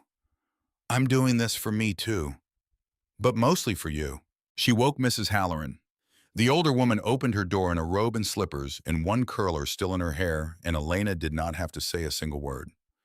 Mrs. Halloran took one look at her face and said, come in, come in. What do you need? I need you to sleep on my couch tonight. The girls cannot wake up alone. Done. I might be back by morning. I might not. Done. Mrs. Halloran. Yes, mija. Thank you. Mrs. Halloran touched her cheek. Just once. Soft as cinnamon dust. Go. She drove. The streets were empty, stoplights blinking yellow. Elena drove fast.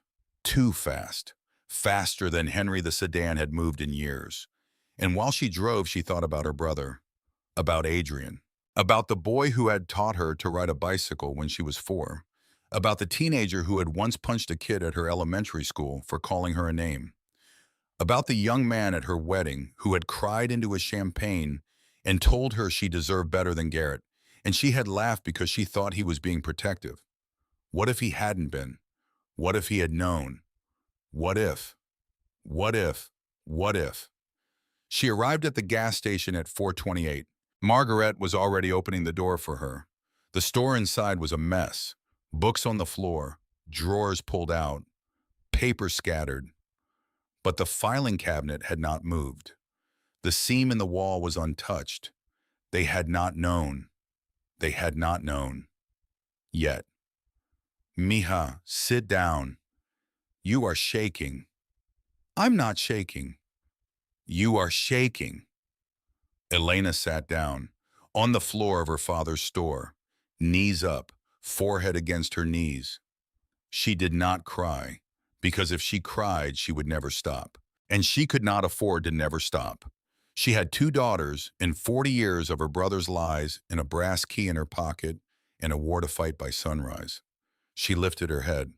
Margaret, get the lawyer here today, whatever it costs, whatever it takes. Already called. He will be at the office at 7. Get the team here too. They are already on their way. Get me a phone that Adrian cannot trace. Done by tomorrow morning. Get me someone watching the girls' school. By drop-off.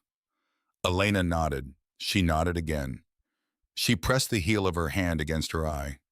Margaret? Yes. I am going to ruin them. I know, mija. My own brother, my own sister. I am going to ruin them. I know. Tell me I am right. Margaret knelt down, painfully, slowly, the way old knees fold. She took Elena's face in her hands.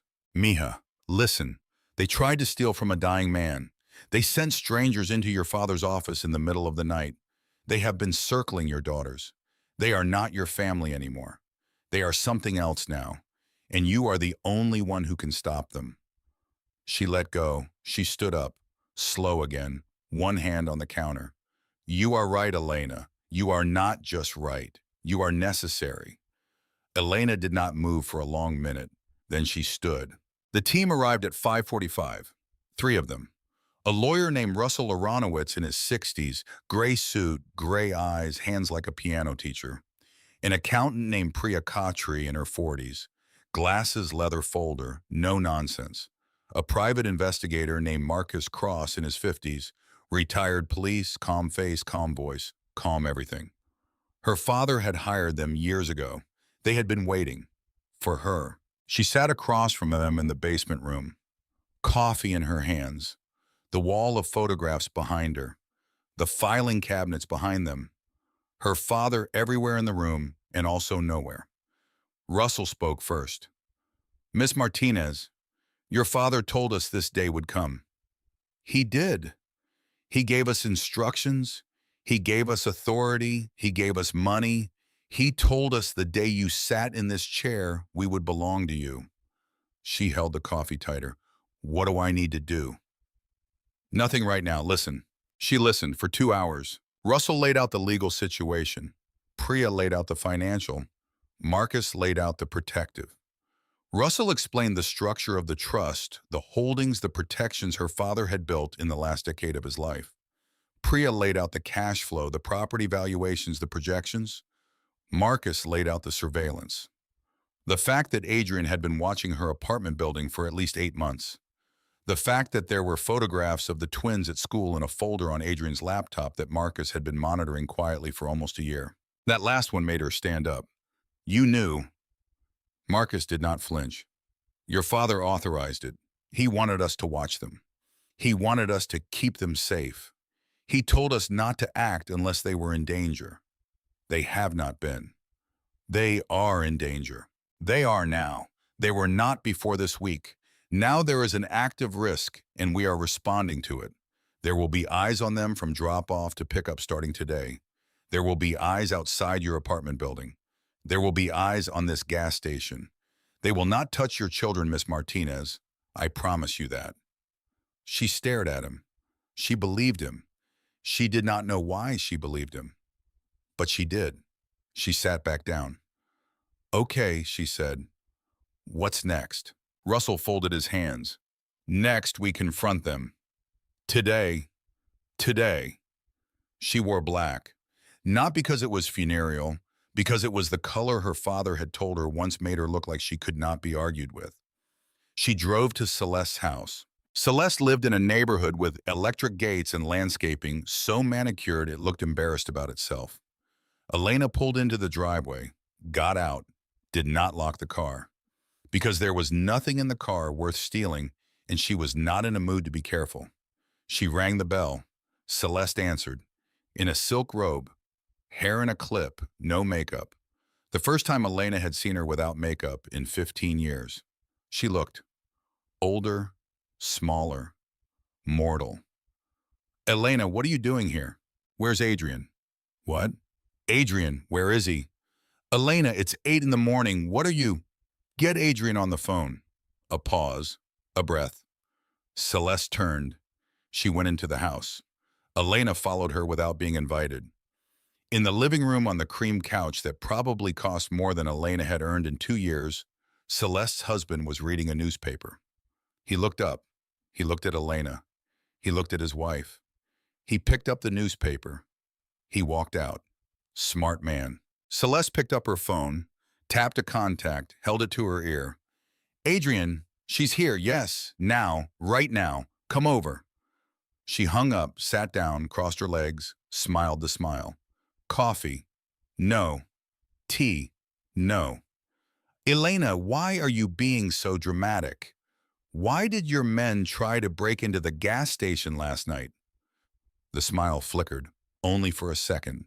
Then it was back, wider, tighter. I have no idea what you're talking about. Yes, you do. Elena, sweetheart, I think the stress of all this is don't. Don't what? Don't sweetheart me. A car pulled into the driveway. Adrian. He walked in without knocking, as if he lived there. Maybe he did. Maybe Adrian and Celeste had been living in each other's lives for decades just out of Elena's view. He looked at Elena. He looked at Celeste. He sat down across from them in an armchair. He crossed his ankles. Elena. Adrian. You look upset. I look awake. A small ping-pong silence. Adrian leaned forward. What do you want? I want to know how long. How long what? How long you've been planning this? Planning what? Adrian, don't. He looked at her. Really looked. For maybe the first time in 20 years. And in his face, she saw something she had never wanted to see. The cold, calculating, perfectly assembled face of a man who had been calculating for so long that calculation had replaced his bones. Elena, you're confused. I'm not. You've been through a lot. I have. Let me make this easier. 500,000 for the gas station. Cash. Today. We sign papers by Friday. You walk away with more money than you have ever held in your life. You move somewhere nice. You put the girls in a better school. We forget any of this happened. She didn't answer.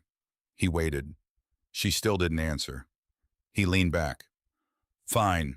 750. Silence. 1 million. Silence. 2 million, Elena. $2 million. For a corner lot with a building that is falling apart. We're being generous because we love you. You don't realize it yet, but we are doing this for you. She looked at him for a long, long minute. Then she said, Adrian, yes, I know what's under the gas station. His face did not change, but Celeste's did. For exactly half a second, she saw it. She saw the flicker, the fast, small panic, the recalibration, the reassembly. Half a second. That was all Elena needed. You don't know what's under the gas station, Adrian said calmly. I do. You don't, Elena. You're bluffing. $80 million in land, she said. A trust fund of $120 million from a man named Julian Kane. 30 years of documents. Letters from forged government offices that you mailed to your dying father. 312 names of immigrants Dad helped over 30 years. A wall of photographs and a brass key. She paused. She took a breath. And a video recording of him explaining all of it. To me, by name. She watched her brother's face. She watched a 30-year-old structure crack in real time. It was small. It was just a tightening around his eyes. But it was enough. I'm not selling the gas station, Adrian. I'm not selling anything. I am not signing a single piece of paper. I am not taking a single dollar from you.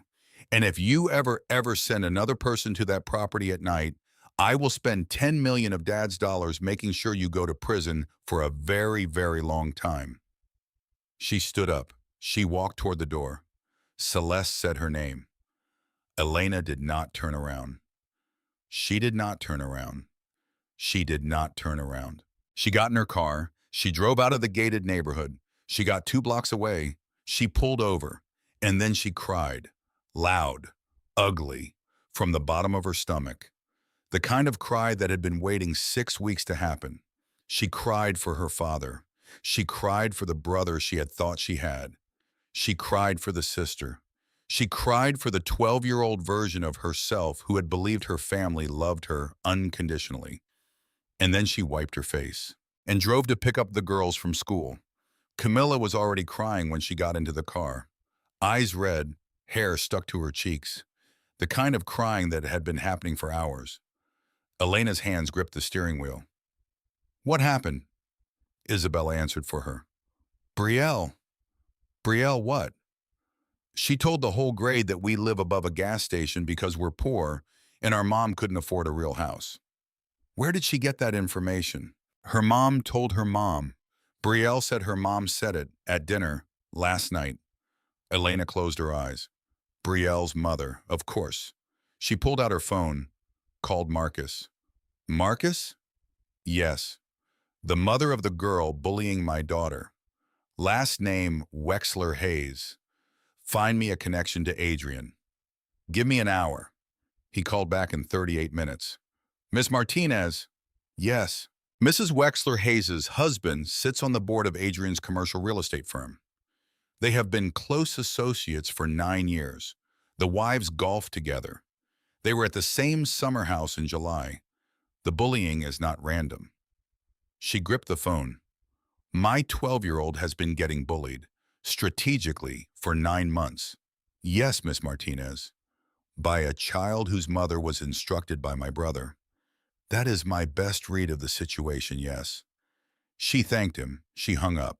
She drove the girls home. She fed them dinner. She tucked them in. She sat on the edge of Camilla's bed for a long time, brushed her daughter's hair back from her face. Camilla was already asleep. Camilla, who had been called names for 9 months because Camilla's uncle wanted to make Camilla's mother small. She bent over. She kissed her daughter's forehead. She whispered, "They will never touch you again." She locked the apartment. She poured herself a glass of wine. She had not bought wine in 2 years. She didn't even know why she had a bottle in the cupboard. But she poured it, sat at the kitchen table, took one sip, then another. The knock came at 11:43. Not Margaret's knock, not Mrs. Halloran's knock, not even Adrian's knock. A small, quiet, careful knock, a frightened knock. Elena got up. She looked through the peephole. Then she stepped back. Then she stepped forward. Then she opened the door. Genevieve, Garrett's wife, standing in the hallway, in a long coat, no makeup, hair wet from the rain that had started 10 minutes ago, eyes red, shaking, holding a small hard drive in her right hand. Elena, Genevieve, please, please, what? Please let me in just for a few minutes, please. Elena stared at her, stared, then stepped aside, stared, then Genevieve walked in. Did not sit. Stood in the middle of the living room, hair dripping on the carpet, shaking like a person who had not eaten or slept in 2 days. Genevieve, what are you doing? I have to tell you something. You can sit down. I can't sit down. If I sit down, I won't be able to say it. All right. Genevieve closed her eyes. She opened them. She started talking. Garrett did not meet you by accident. Elena did not breathe. What? He did not meet you by accident. 15 years ago. He did not meet you at the coffee shop. He did not meet you at the bookstore. He did not meet you the way he told you. None of that was real. Genevieve. Adrian arranged it. The room narrowed. The floor did something. Elena reached for the back of the couch and held on. What did you just say? Adrian and Garrett knew each other. They went to college together. They were fraternity brothers. Adrian called Garrett in the spring of 2010 and told him he had a sister. Adrian said, "My sister has just gotten out of a relationship and I need someone to take care of her." Adrian said, "I need someone in the family who reports to me." Adrian said, "Marry her, give her babies, and tell me what our father is doing every Sunday." Adrian said, "I will pay you." She breathed. Garrett said yes. Elena's knees did the thing they had done in the lawyer's office. She sat down, on the floor, right where she was, because the alternative was falling over. "Genevieve, why are you telling me this?" "Because I have more to tell you." "How could you possibly know any of this?" "Because I am the proof, Elena. I am the proof of it." "What does that mean?" Genevieve sat down too, on the floor, across from her, like two girls at a sleepover, except neither of them was a girl anymore. Neither of them had been a girl in a long time. She wiped her face. "I came to this country in 2008. I was 16 years old. I had nothing. I had no family in this country. I had a man who had told me he was bringing me here to work. He had not told me what kind of work. When I arrived, I learned what kind." She closed her eyes. "He kept me in a basement in a house for 11 weeks. He sold me. Many times, many people. I do not know how to tell this part." Elena felt sick. She felt sick. "Genevieve, one night I escaped. Through a window. I ran. I ran for hours. I did not know where I was going. I came to a gas station. The lights were still on. A man was inside, an older man. He had a kind face." She looked up, looked Elena in the eye. "He pulled me inside. He locked the door. He told me to sit. He gave me water. He gave me a blanket. He called nobody. He waited for me to stop shaking. And when I could finally speak, he asked me what I needed." Antonio. Antonio. Elena put her hand over her mouth. "He gave me the apartment upstairs for 9 months. He fed me. He found me a school. He found me a lawyer. He found me a counselor. He found me a family in another state where the man who had taken me could not find me. He sent me there. He paid for it. He never asked me for a single thing. When I asked how I could repay him, he said the words you already know. Help somebody else. Help somebody else." Elena was crying. She did not know when she had started. "Genevieve, why are you here? Why are you Genevieve? Why are you married to my ex-husband? Why are you the woman who called my daughter's baggage?" Genevieve looked at her. Her eyes were steady now. "Because 3 years ago, Antonio called me. He had not called me in 8 years. We did not stay in close touch by his request for my safety. He said, 'Mija.' He always called me Mija. He said, 'Mija, I need a favor.' He said, 'I think my son is going to hurt me. I think my son is part of something I have been investigating. I need someone close to him. I need someone in his world. And there is one place in his world I cannot reach. There is his sister. And there is his sister's ex-husband, who is in his pocket, and whose new wife sits at his dinner table." She laughed, a short, broken laugh. "He asked me to seduce Garrett." Elena closed her eyes. "He asked me to break up your marriage." "He asked me to break up." "Genevieve." "I said yes." A silence, a long one. The kind of silence that contains a lot of things. Mostly grief, some of it old, some of it new, all of it permanent. "Why did you say yes?" Elena whispered. "Because Antonio saved my life. Because I owed him. Because the way he said it, I knew he had thought about it for a long time. Because he told me you were already unhappy. Because he told me he would arrange for the divorce to be quick and clean and not damage you any worse than the marriage already had." "Genevieve." "He was right, Elena.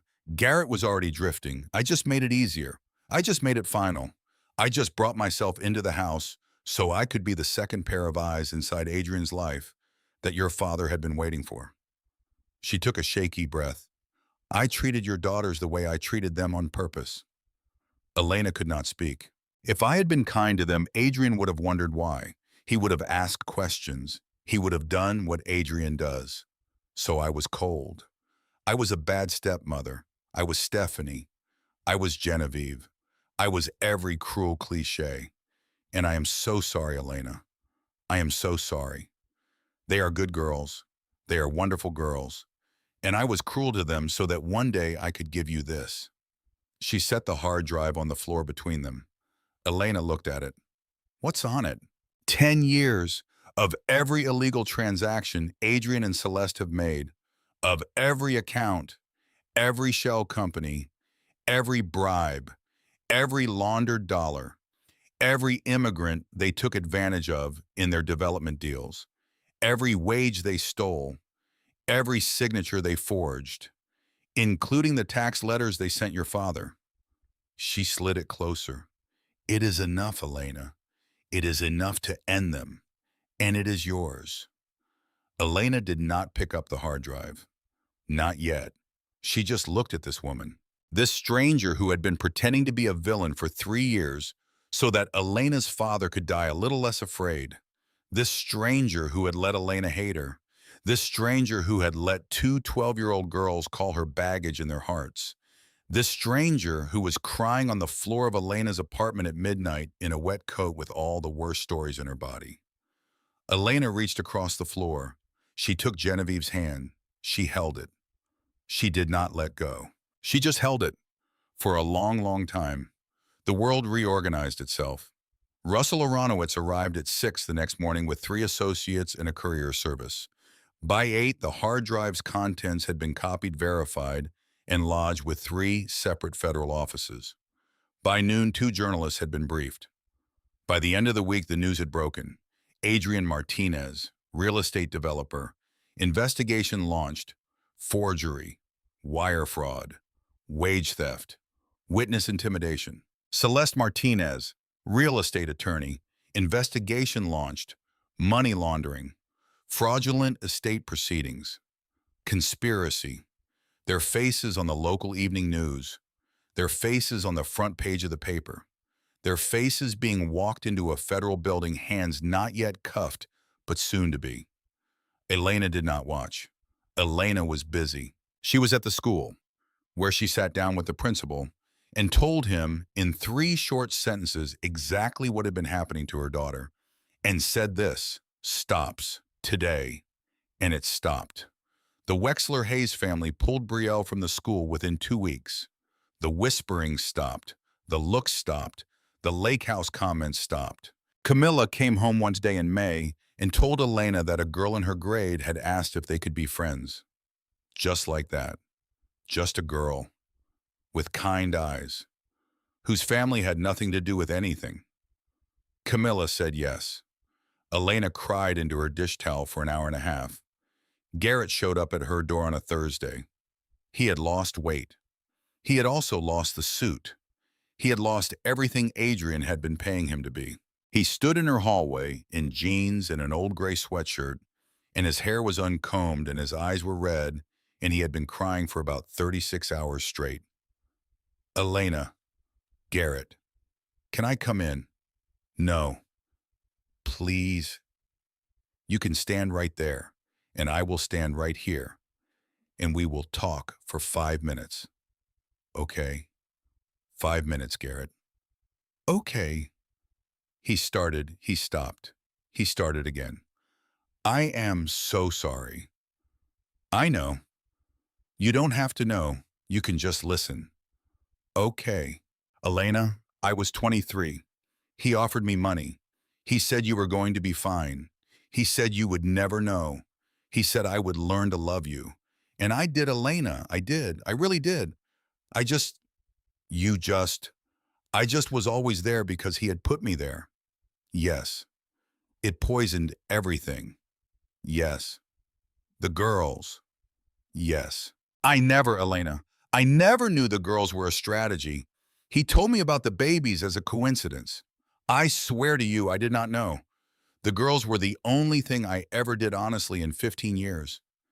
She looked at him. He was telling the truth. She knew him well enough at least to know when he was telling the truth.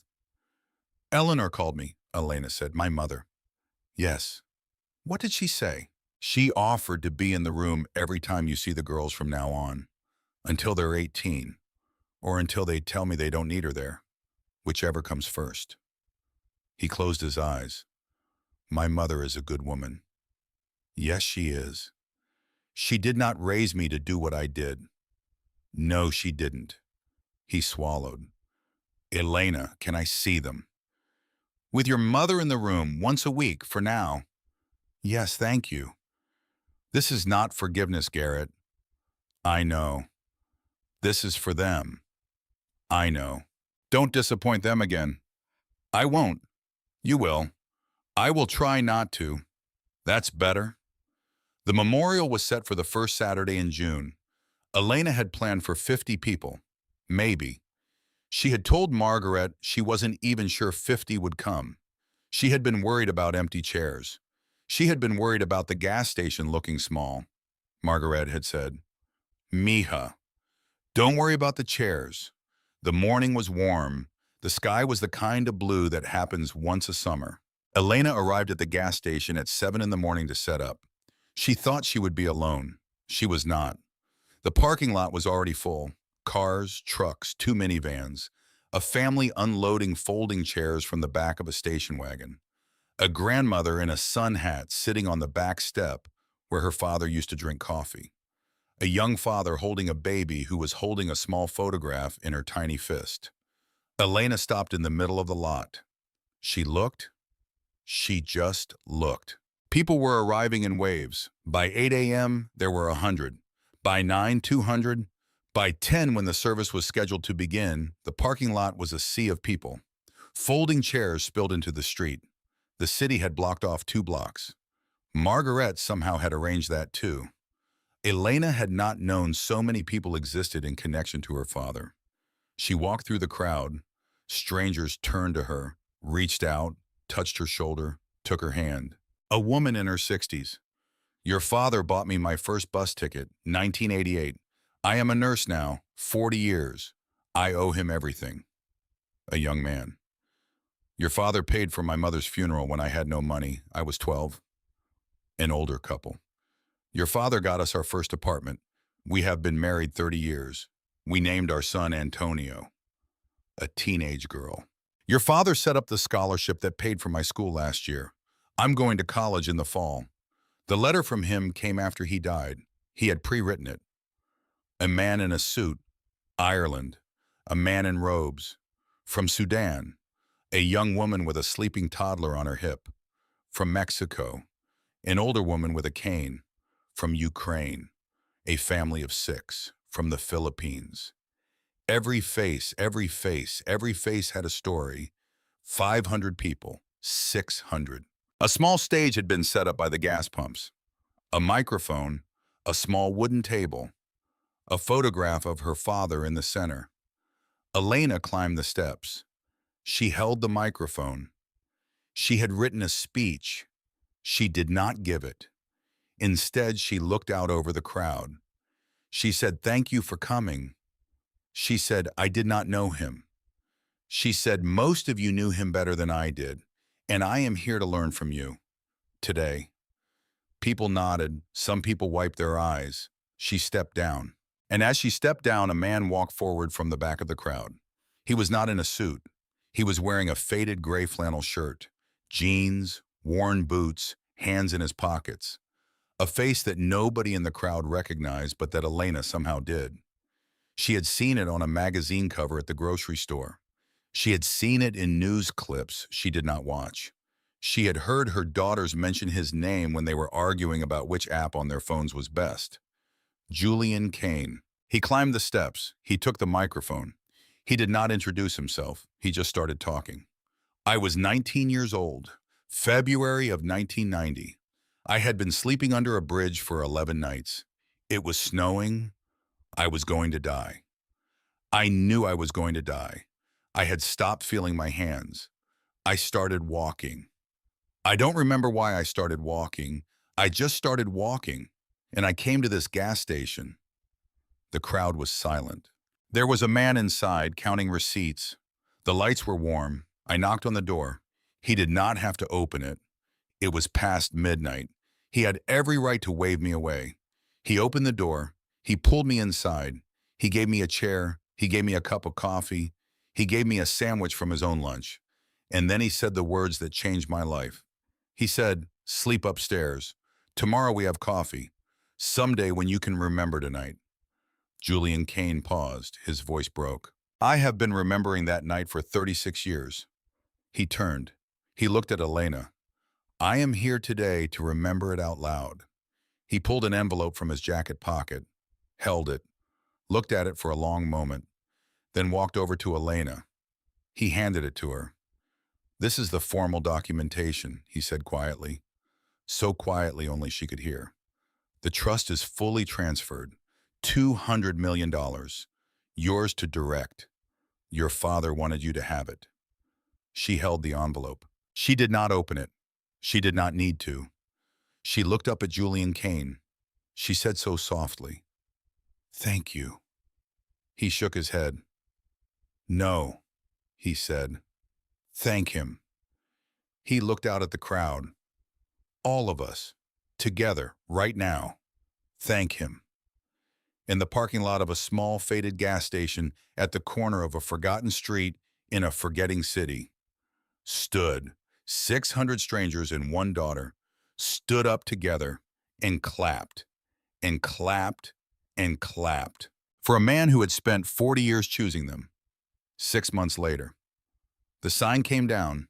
It was October, cold for October, the wind moving the leaves on the sidewalk in small, useless circles.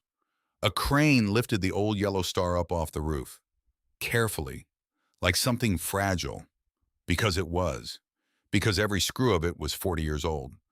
The new sign went up that afternoon, black letters on a cream background, simple, plain, Antonio's place.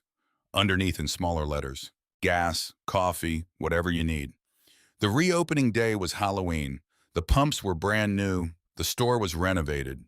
The little cafe in the corner had 4 tables and a glass case full of pastries from a bakery 2 blocks down, whose owner had been one of the people in the photographs on the wall in the basement. Margaret was behind the counter making coffee. Mrs. Halloran was at the door handing out small bags of candy to children. Isabella was at one of the cafe tables doing her homework, her notebook full of careful, precise handwriting. She had announced last month that she was going to be a lawyer. She had said it like it was already decided, because it was. Camilla was at the next table also doing homework, her notebook full of sloppy, slanted writing. She had written an essay last month for school about her grandfather, about a man named Antonio who had given soup to strangers for 30 years. The essay had won an award, a small one, county level, but it had been printed in a newspaper. Her name in print for the first time. She had cried when she saw it. She had told Elena, "I want to be a writer." Elena had said, "You already are." The bell over the door jingled. The lobby filled with people, customers buying coffee, volunteers in matching shirts that said Antonio's Place across the chest in small letters. A young woman who had arrived in the country 11 days ago sitting at the back table with Margaret, learning her first English words. Elena watched from the corner. She held a cup of coffee. She was wearing a sweater she had bought for herself, a nice one, not expensive, just nice. The first thing she had bought herself in 9 years that wasn't on clearance. The door opened again. A small brass plaque had been mounted next to it on the outside that morning. Elena walked over, read it. She had read it 100 times in the last week. She still cried every time. Real wealth is not measured in dollars or property. It is measured in the hearts we have touched. Antonio Martinez, 1956 to 2026. He helped. She put her hand on the plaque. She did not cry this time. She just stood for a long moment.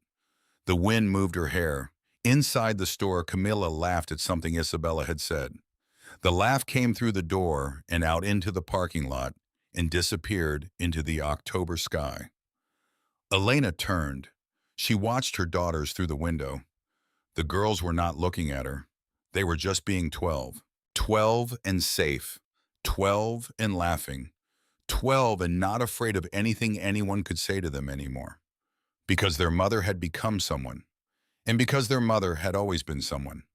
And because they would never again wonder if they were enough. Elena Martinez stood outside the new front door of Antonio's place. She held her coffee.